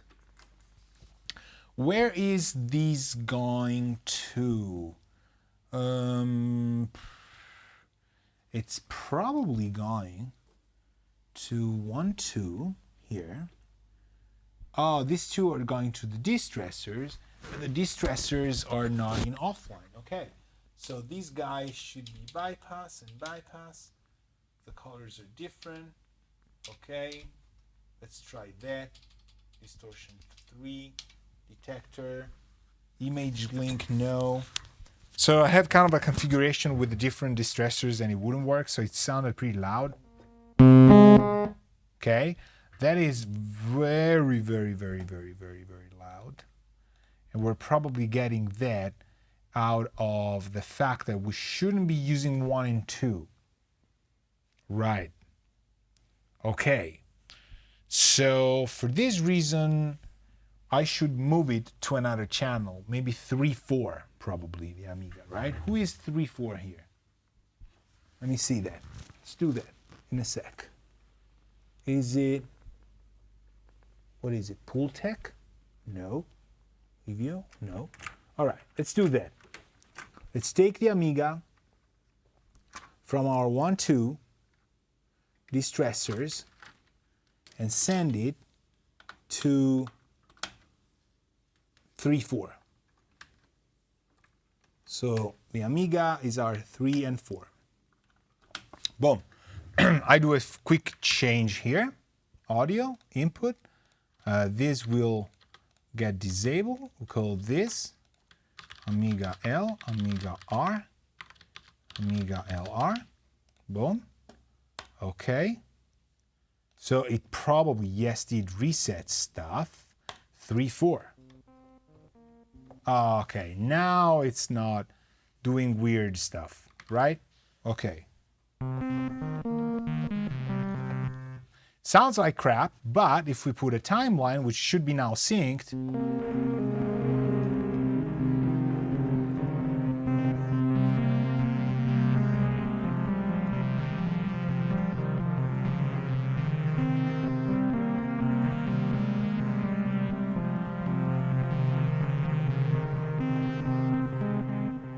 just fantastic. Hear that? It's a great synthesizer. So this is syncing now, right? We could try that, but it is, because I see the tempo and it's 168. If I go 90, right now, no, but if I press play once, yes, it gets synced. Okay. Awesome. How do we do this? So we need to do weird syncing. So this is the Amiga and it's now set. If I want to offset the volumes, they're set. The profits, we need to save this. So rename, go back to our small setup, Amiga, save the profit, gone, done, awesome. We make it purple, and I will now do the buses, and then we call it a day. So these things are all going to main. They are wrongy. They need, and we do multiple selections here on top, to go to old synths. Boom, nice. So these are the folks that are playing. I can do all the setups. Then there's different things like this drum kit we've heard. This one.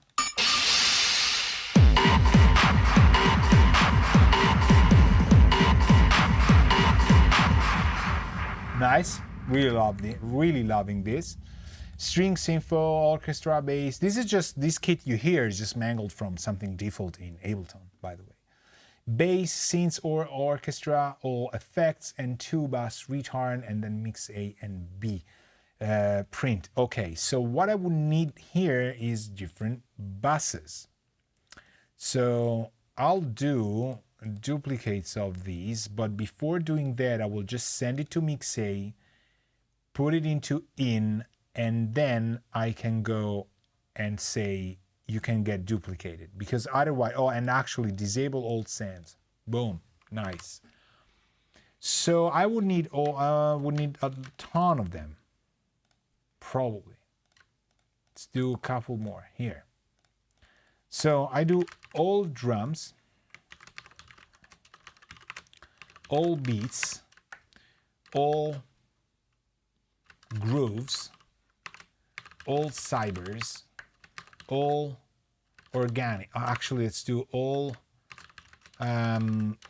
orchestra is here, so all voices, all synths, it's already there, all bass we already have, all okay, all organic, absolutely, all impacts, all cybers.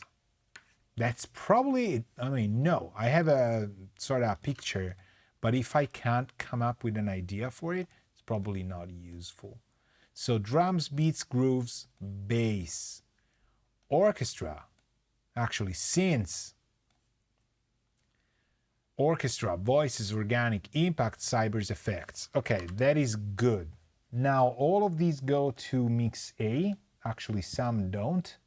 They need to. Why they don't escapes me for some reason. Because they haven't translated. So very important that they don't go to main. Mix A, mix A, mix A. They all have to be in.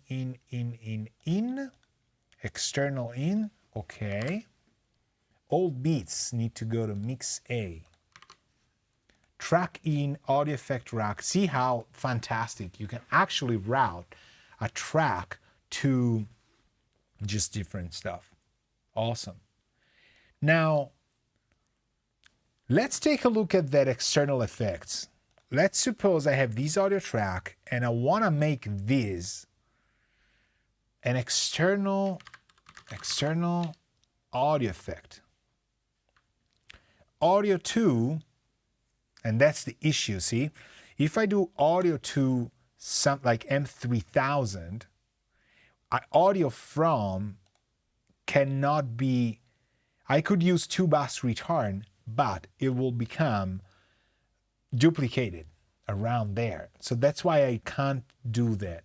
Okay, so I just noticed that the bass line's kind of weird in the audio. Let's do inputs. We don't know if that is actually the case. So we're going to disable that. Okay. Let's do the Nordly. Oh, yeah, well, I could do an external effect if I didn't have returns onto the tubas. Yes, that makes sense. But the M3000, I have issues doing that because unfortunately I've ended the sends, right? So this is kind of a problem because if there's a dry wet for sure, so I can do 1.75. But I cannot get audio from the 1516 return, otherwise it will get duplicated. So we could try and do that, but it won't work. So I just want to see if I will do a sort of M3000 effect. I doubt that it will work as a send, but suppose that I have the Amiga here, which is not this one, clearly. I have this one. Right, this thing. And I take this and I move it to the Amiga. And I make this 100%, maybe will not come out, right? Yeah, also the M3000 is off. So if it's off, it will never work, for sure. So is it on? Oh, I should have turned it on from the back. Okay. It will not turn on for whatever reason. The interesting thing is that if I send 50%, then I can kind of dial in how much of an effect I want. I'm trying to think if I want to do more than 12 buses. Honestly, no. That's okay. That's plenty. Okay, but it's nice that you can still do probably a dead return, like it doesn't come back, and it will still have its stuff. So I'm looking at it, it's looking pretty good. The thing is, the drums, the bass, the beats, the grooves, they don't have these kilohertz gain thing. This one, -6. So this needs to be there. So we just copy, paste it. Right here, drums, beats, grooves, bass, synths. Okay, synths has a little bit of different thing, voices, organic, impacts, cybers, effects. Even effect. Do effects need the -12? It's a good question. Probably not. Or probably yes, because we have a 2-bus retard with the +12. Yes, because that's how I need it. Okay, probably yes. Okay, we're good to go. Now, if I play bass here.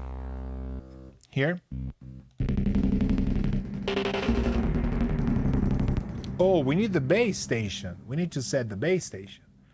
Bass station, I'm pretty sure it's gonna be 6 at this point. So we go input, we take this, we call this bass station 2. This should be baseline or not. Hold on. Yes. Boom. No stereo. Does it make sense? We don't need stereo. And who else? Okay, let's make a track, a MIDI track. Call these bass station 2. Make it purple, which is not this purple, it's this purple.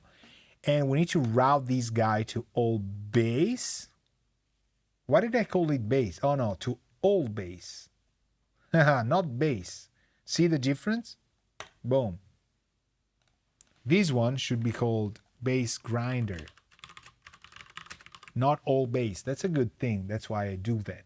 I'm actually pretty smart for it. Who do we put here? External instrument, MIDI 2, bass station 2, which is USB, audio from bass station 2. I'm gonna start low. I don't hear it. Why? Because I'm not playing it. No, I am playing it. So we go back here. We see that it goes to main. It's wrong. It needs to go to all bass. But it's not playing out. So maybe it's channel 6. Maybe it's channel 5, sorry. Nope. So why isn't it coming out? Okay, we investigate.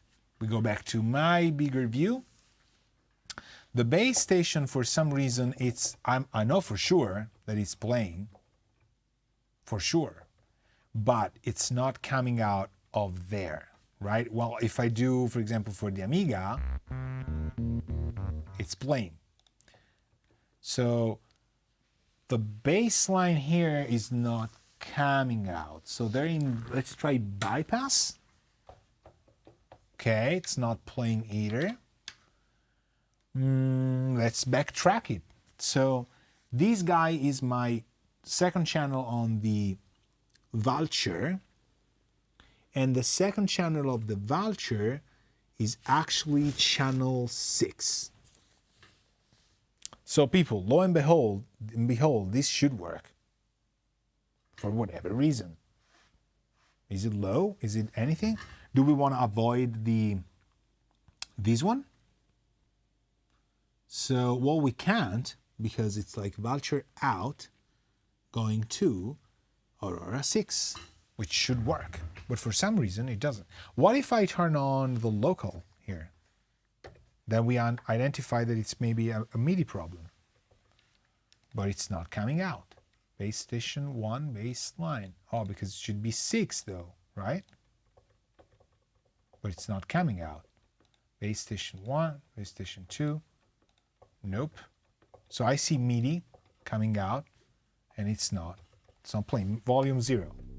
Oh, there we go. So, local, off. See the things? I had the volume to 0. Obviously, it's never gonna work. Okay. Now we go. We want effects here, no problem. We go to the 5th one, it's a black hole.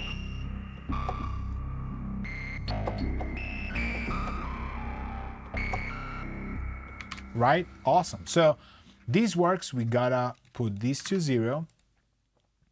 We rename this to bass station 2.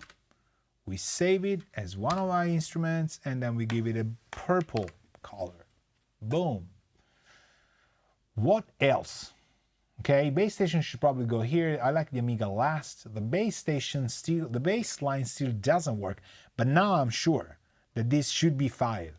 So I'm gonna do it anyway. Boom. Let's go MIDI, we know that. Let's go audio, input. I already called these, close.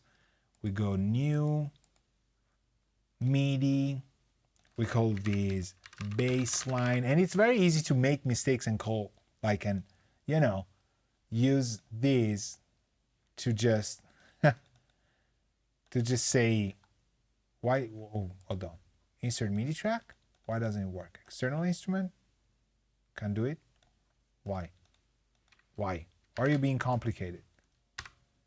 Let's do another one. Insert MIDI track. It is a MIDI track. External instrument. It's not getting dragged here. MIDI. Drop an instrument or sample here. Ah, because I'm in presets. External instrument. Stupid.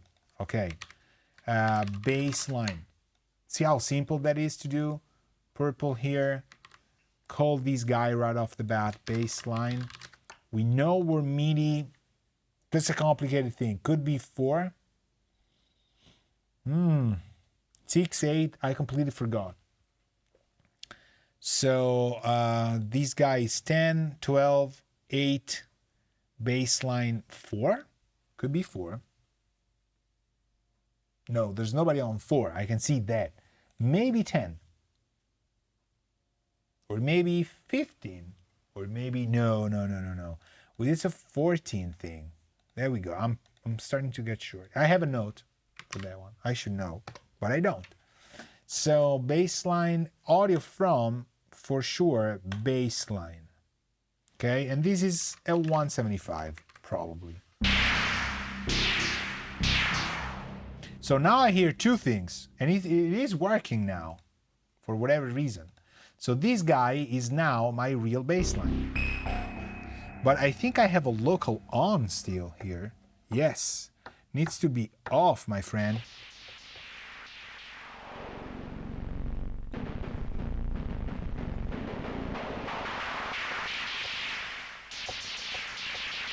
That's what the baseline is set to, but by the way, I'm not responsible for it.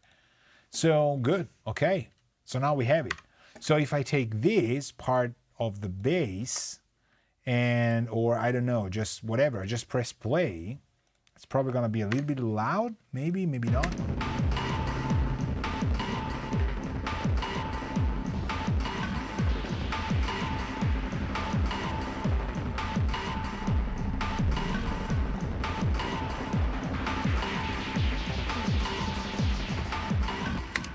They're playing almost perfectly in time. So if I move here, okay, so you see what the issue is, for example, that I'm having a little bit of a loud bass line.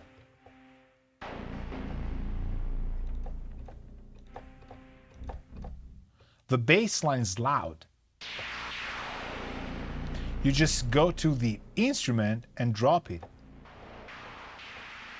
I know it's good for how it's coming out, just because I like the culture vulture there to be set the right way.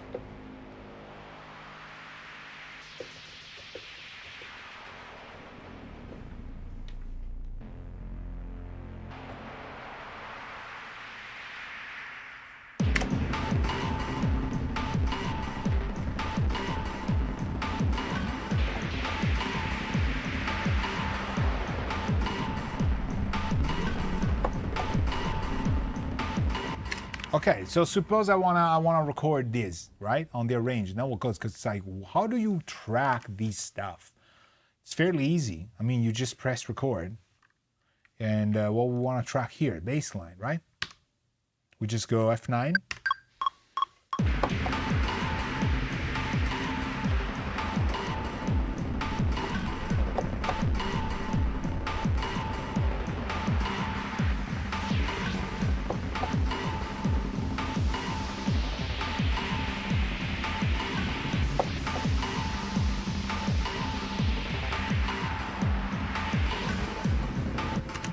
Right? So here, because I'm not overwriting stuff, and I know why I hadn't had it on, and it's actually, it's creating a second take, so I don't need that. We just do this, and we have access to the folded part. It's incredibly easy. And because it's a folded part, I can use the headphones, so I can hear the notes. I usually don't like to monitor that. And that's it. So if you want to, I don't know, just scale it down, for example, or just watch this and just, I don't know, like zoom it in and out. See, this is the entire part. I can just select it all and just track it. If I want to do any changes, for example, I want to do some changes of the clip. I just select it here. I just make the clip start at 1, and I say I want to transform, and I want to quantize, and I want to quantize to whatever 16ths, and it will just straight up change it for me, right? Or I can say current grid or nothing, and I can move this guy a little bit here.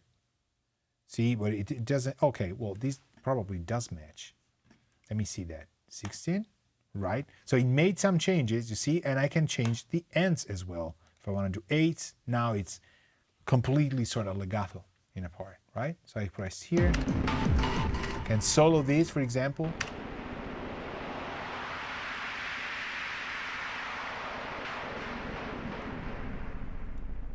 And the beautiful thing is that you have access to all of my send retards here, right? So I know the order, and I know, for example, that I would like to give it a little bit of black hole. It's the 5th one.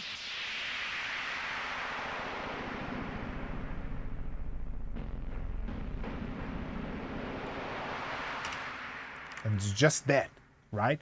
And here I have it. If you probably, can we hide the retard here? No, we can't hide them here, but we can certainly hide this guy, right? When we don't need it along. So you can detach this stuff. You can put it on 2 monitors if you want. It doesn't quite matter, but it's just, I think I have turned it on to optimize the height You see, you can always optimize to height and width for what you've written. And the more tracks you add, the more it will compensate.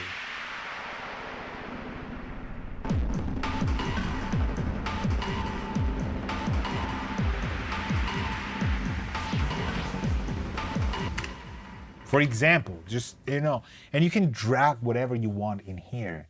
You can take, I mean, insane amounts of stuff. There's so many things in grooves and things you can search in. You go, oh, and I don't know. But for example, I want voices. Let's see, ultra. So you see, this is voices one insert. This is my own presets. Insane that it picked up in VST format. Unbelievable. I didn't make these here. I made them Innuendo, I think. Voices one insert C. Oh, it's actually a Studio One preset that I've made. Fantastic. So you want to save this kit as a whole instrument. You just go save a preset, do that stuff. What I would like to try and do is set my sidechain actually. So these I will hide, and I will go to, oh, this is gonna be interesting. So what if I want to take old synths? This should go to old drums, old beats actually, and or old grooves or old drums. Let's go to old drums because beats are usually like to have mono. Okay, now I want to push this on something else. So I want to take the synths, for example, and on this synth track, I want to put a Pro C, which is what I use. I'll just look for it, drag it in, done. Easy as that. And I go to my presets, and I go old synths insert 5. Oh, guitars, obviously I need. Boom. So now, which sidechain do I want to use? Easy. I want to use old drums or old beats. See where it changes. Sometimes I use old beats, sometimes I use old drums. But here, it should be fine. Old drums. I could even write a sidechain track just for it and send it out, but I am at 12 sands. I don't think this is gonna work. So old drums. If I do this and solo this guy, we will not hear it. Who's playing here? The bass line. Okay, the bass line is going to main. It shouldn't. So let's try synths for now, just so that we hear it, how it's getting mangled. So now if I have drums playing here, right here, and this guy is playing, it should trigger my Pro C. It could work, it should work. Let's try and see if this is happening. Post effects, pre-effects, or post mixer. Post mixer actually. And it's working. Same exact thing I have in Innuendo. It works.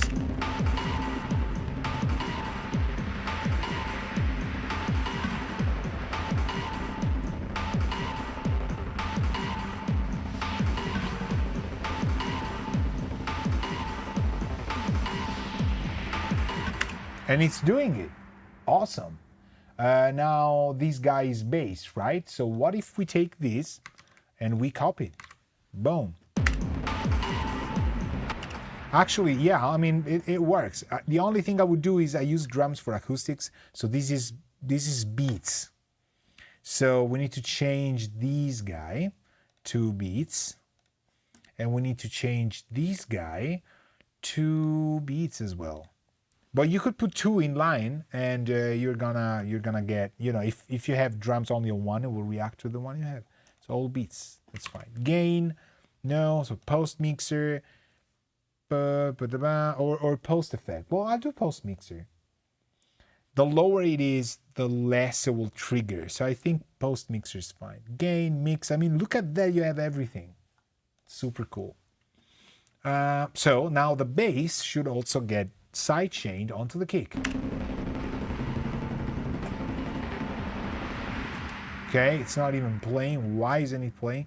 Because old beats is not monitoring. See, mistakes. Boom.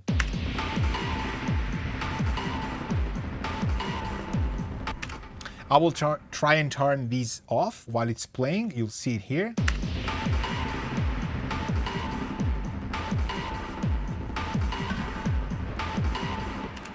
And it's doing it. It's just pushing it down, which I find super, super cool. I usually have these. Well, there's another bus I should do, which is the guitars. Should probably do a duplicate. I don't need the massive passive here, but I need, yes, the -6 is fine. It goes to mix A. These will get renamed to all guitars, and it will go before bass, actually after bass and before synths. All its synths done. Okay, so if we had guitars, I would like the Pro C to be here as well, right? Because I remember that I had it on actually 3 things: effects, grooves, guitars, synths. Okay, for whatever reason, I had it on grooves as well. Okay, let's put it on grooves as well. All beats, post mixer. All guitar, post mixer. Okay, and I had it on all effects as well. Okay, we follow it. We like it.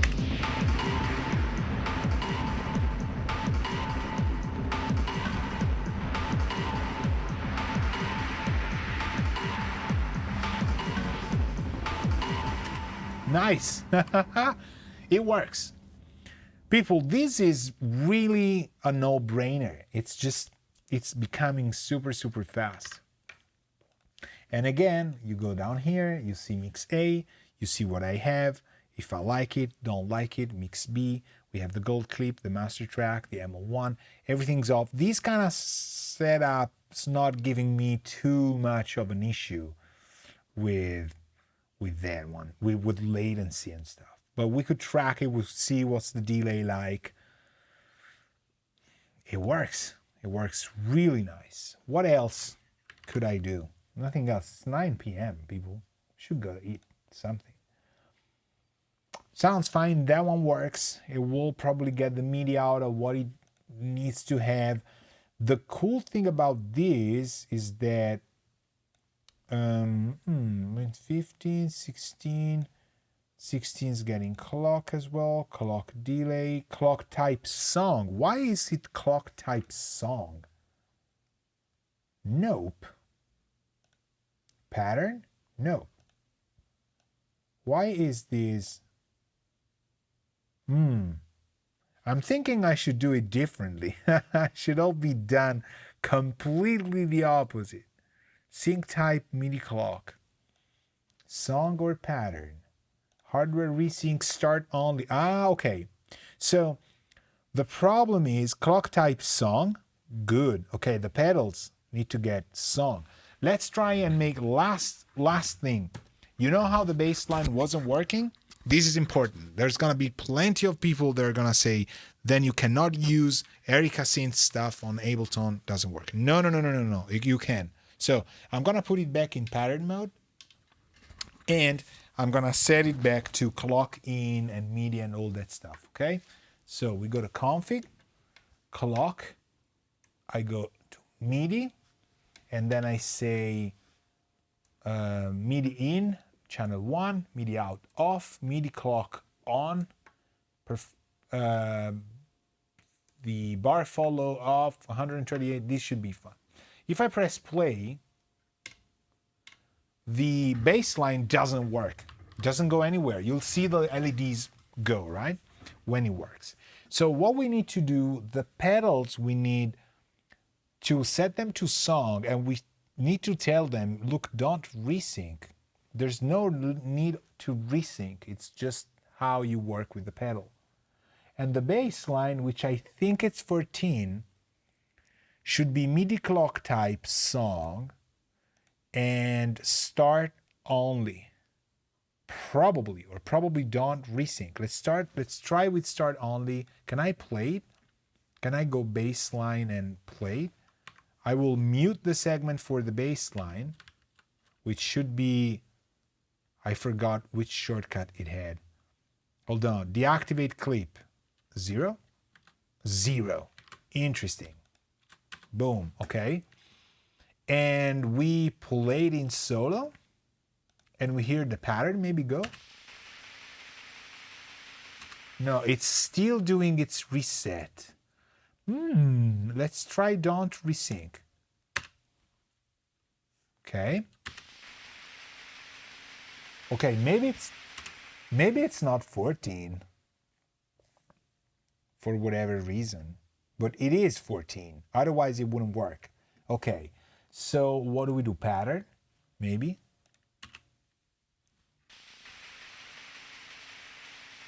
Okay, it's still not doing it. Stop and start. Okay, so this is kind of weird. This is kind of weird. It's getting a weird type of clock. So this I will need to look it up. I was not expecting that, but there's also MIDI 13 that this thing is going to. MIDI clock, MIDI time code, MTC. I have no idea why it shouldn't work. MPE? Oh, maybe it's MPE? No, it cannot be MPE. It's not sending MPE. Or maybe it should be MIDI clock off in the sense that it should not send MIDI clock off. I don't know. Oh, we will see. I'm thinking, however, it should be song and start only. Yes, start only. Probably. I have no idea. We'll see that. But I'm sure I'll find it out on the internet. The mythical internet. So, people, there is really a lot of stuff here done. Voyager, Prophet. I need the Nord lead for sure. The Amiga is set. The base station is set. I would like for this to follow the ARM, which doesn't do it.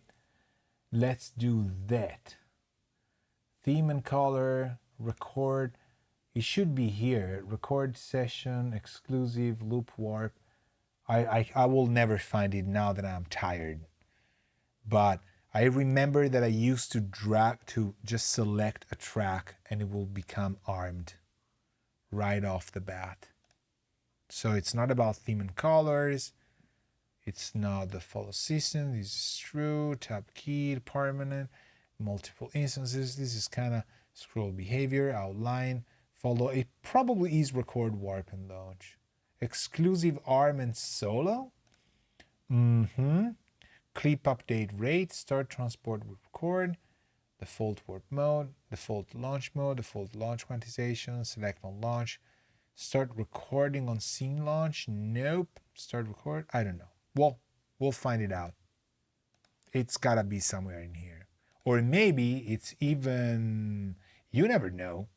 Could be here. ARM recording to arrangement. Okay, let's try that. It's not that. ARM recording to arrangement is not that. Playback, create, navigate, options. I would say probably. Draw mode, highlight, scale, solo in place. I'm not bothered by the fact that it's not arming the tracks. I kind of like to, sometimes the opposite happens. So I'm kind of okay. I'm going to check my template, see that everything's fine, that I'm not sending to weird people. Everything is mix A. See, nice how when a track isn't getting anybody, it's just not monitoring. That's pretty good. It's pretty good. Okay, so we did it, you know. The only thing that I cannot do is if I want to set a send for one track, post, and for some others, pre. But since that usually happens on my black hole, I have the plugin black hole. So if I do this, and we hear it, right here, or I don't know, like, or the Voyager, the Prophet 12.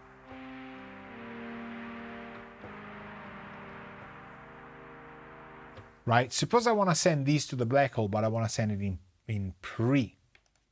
I just go black hole, and I say VST3, and it will just filter out the others that is not a VST2, because I have both formats installed. And I go here, and I go here, and I play it.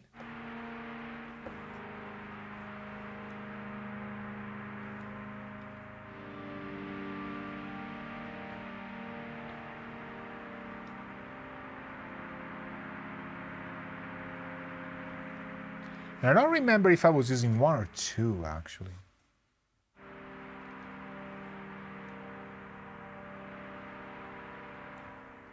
Let me try and do a comparison just before. I'm getting carried out, man.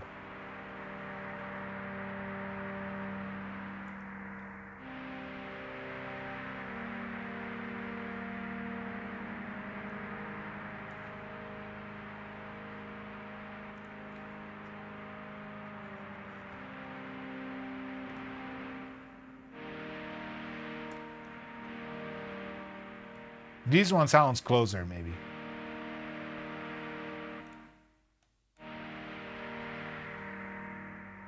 Oh, there's a lot more resonance.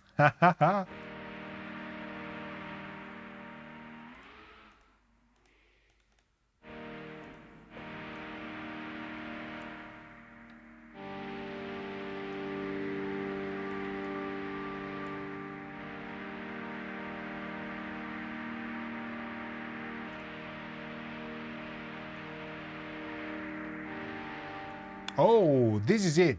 Hold on. I mean, pretty much this is it. Okay. So if I want to do it and just send stuff to whatever in pre, for example, I want to do it on, I don't know, the big hits here forever, for whatever reason. Let's put it here, paste, black hole, and then we do right here.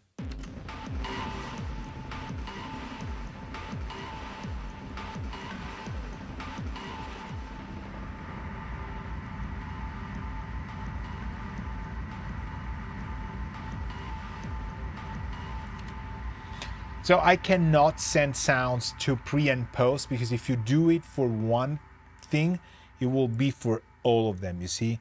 You can do disable, show automation, copy mix for edit, key map. If you say that the L send has to be pre, will be pre for everybody, okay? But it doesn't matter. I mean, this you can do with other stuff. You can take this one, you can do the black hole, for example. I will save this preset as black hole Alberto space 2. And I will put it into effects so that we also have it. We put it in Alberto's preset as well. And we now take it out. And what I also want to do is I want to take a reverberate, a rate here. And I want to load a Krotos and Chak to this thing here. And I want to play it for a second.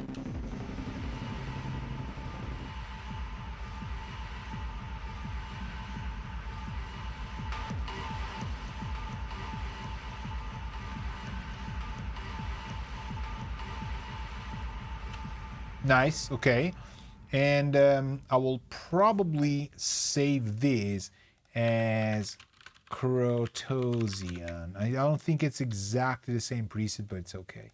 And I make this blue effects. Nice. So I can do this and put it here in places. And there I have it. Awesome. And I can still filter through it. Let's remember to take this out. And also this crispy clip thing. This is a nice pusher. Let's save this. Alberto startup, nope. Save it as factory.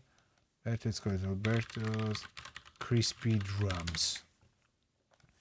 And these I will also save and call it crispy clip Alberto's crispy drums. Put it here, color blue. You get the gist, right? And that's it. So that's it. So we did it. We did it. Where are you? Here. We did it. Very amazing thing. Very fascinating. No issues at all. MIDI, external instruments, done. Connected to audio, done. Effect pedals, done. Syncing to audio, done. Really, like there's, I don't know, you know, it's cool. It's pretty cool. Presets saved, colors, things that are your signature sounds, and you've seen, right? What I like to do, if I like to turn some things on, some things off, it just stays there. And if you're working on a project, like when I get commissions and they have a common sound or stuff like that, you still keep pushing forward. This is very important. You just give your things a little bit of a go just to make sure that things are playing.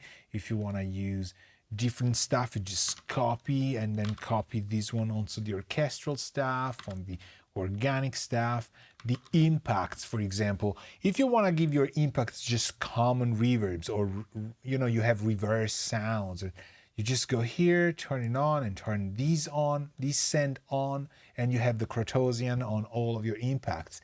And you can keep your impacts dry, okay? I like to kind of do it individually or just to put effects on them because when I print stems better. Then I have these 2 bass return. That is my global hardware returns for effects, going to all effects. That's good. Everything then goes to mix A, mix B, print.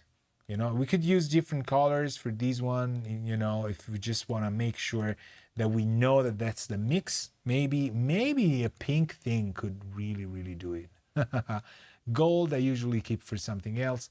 So let's do a pink. Kind of like that. I mean, you can't mistake it. There's no VCAs, there's no overcomplicated stuff. You can cue things to different paths, but it doesn't quite matter.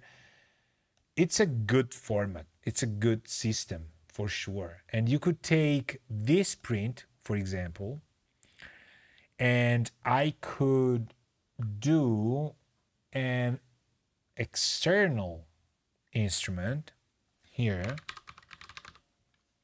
instrument, and use these probably external audio effect and use these for your own actual stream. So we could try this. So audio to stream, gain 0, dry wet. Okay, so if I take print, mix the print thing and I send it somewhere else, right here, this would be nice. Print will be, I should do these on main actually, but I'll try that. So I'll play and I will give you 0 dry wet and you will hear nothing, and then I will play it and we'll go up. This is interesting to say the least. Okay, it's not going anywhere. Audio from, it's not getting that. Why is that? Oh, because it's off, of course. So we need to go 13, 14, and then I turn it on. Okay, I know you're hearing me. Now go off.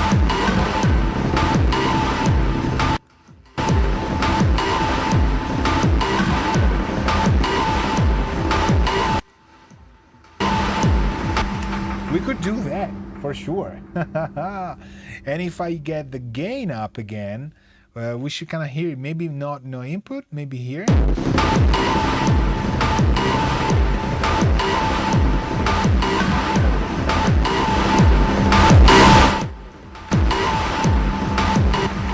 No, I think this is fine.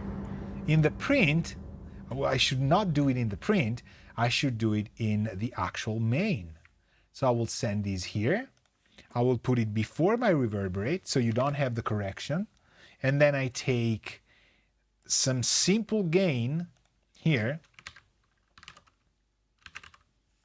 right? Okay, gain here, and I give it a 6 dB. And we're gonna try and just go here, 6, try and disable these two, and then here if I have the same sound or not. Okay, it's even less.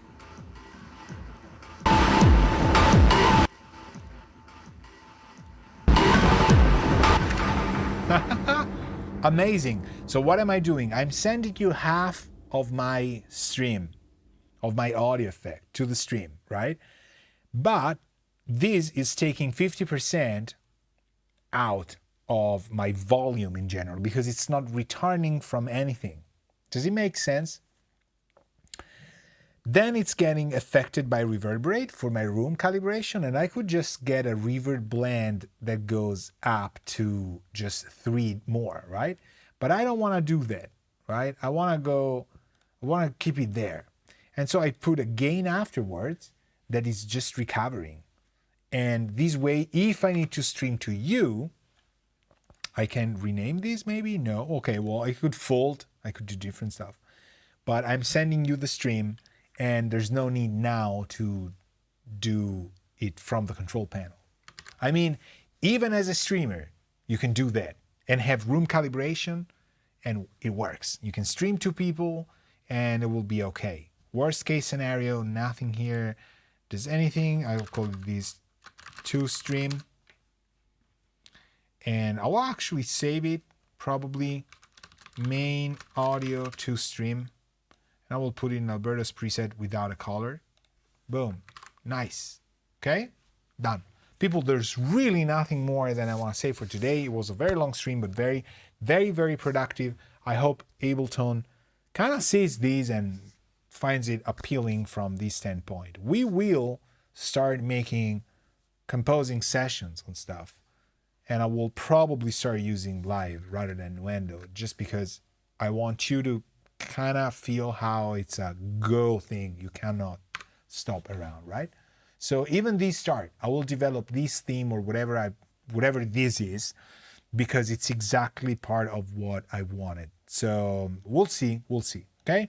Thank you very much, people, for connecting, just watching the stream, having fun, and we'll see each other soon, as usual. Thank you very much. Every week on Friday, then there's a Wednesday on Twitch. Come over on Discord, check out my Patreon, what we're doing, and then watch the videos, comment, let me know what you think. And it's about sharing knowledge, right? I hope this has already given you ideas. If you were locked into your DAW, maybe live is the answer. It will be super fast. I haven't even browsed a single folder. It's been all Control F, find stuff, drag it on, save it. My template with you, it's actually pretty much done. There's nothing else to do. I'm composing into a system. I can drag things when I'm close to mastering, if I want to do it in one session, for a sketch, for example, 30 seconds. And good, really solid, really nice dark interface. I like this thing very, very much. Thank you, guys. Ciao.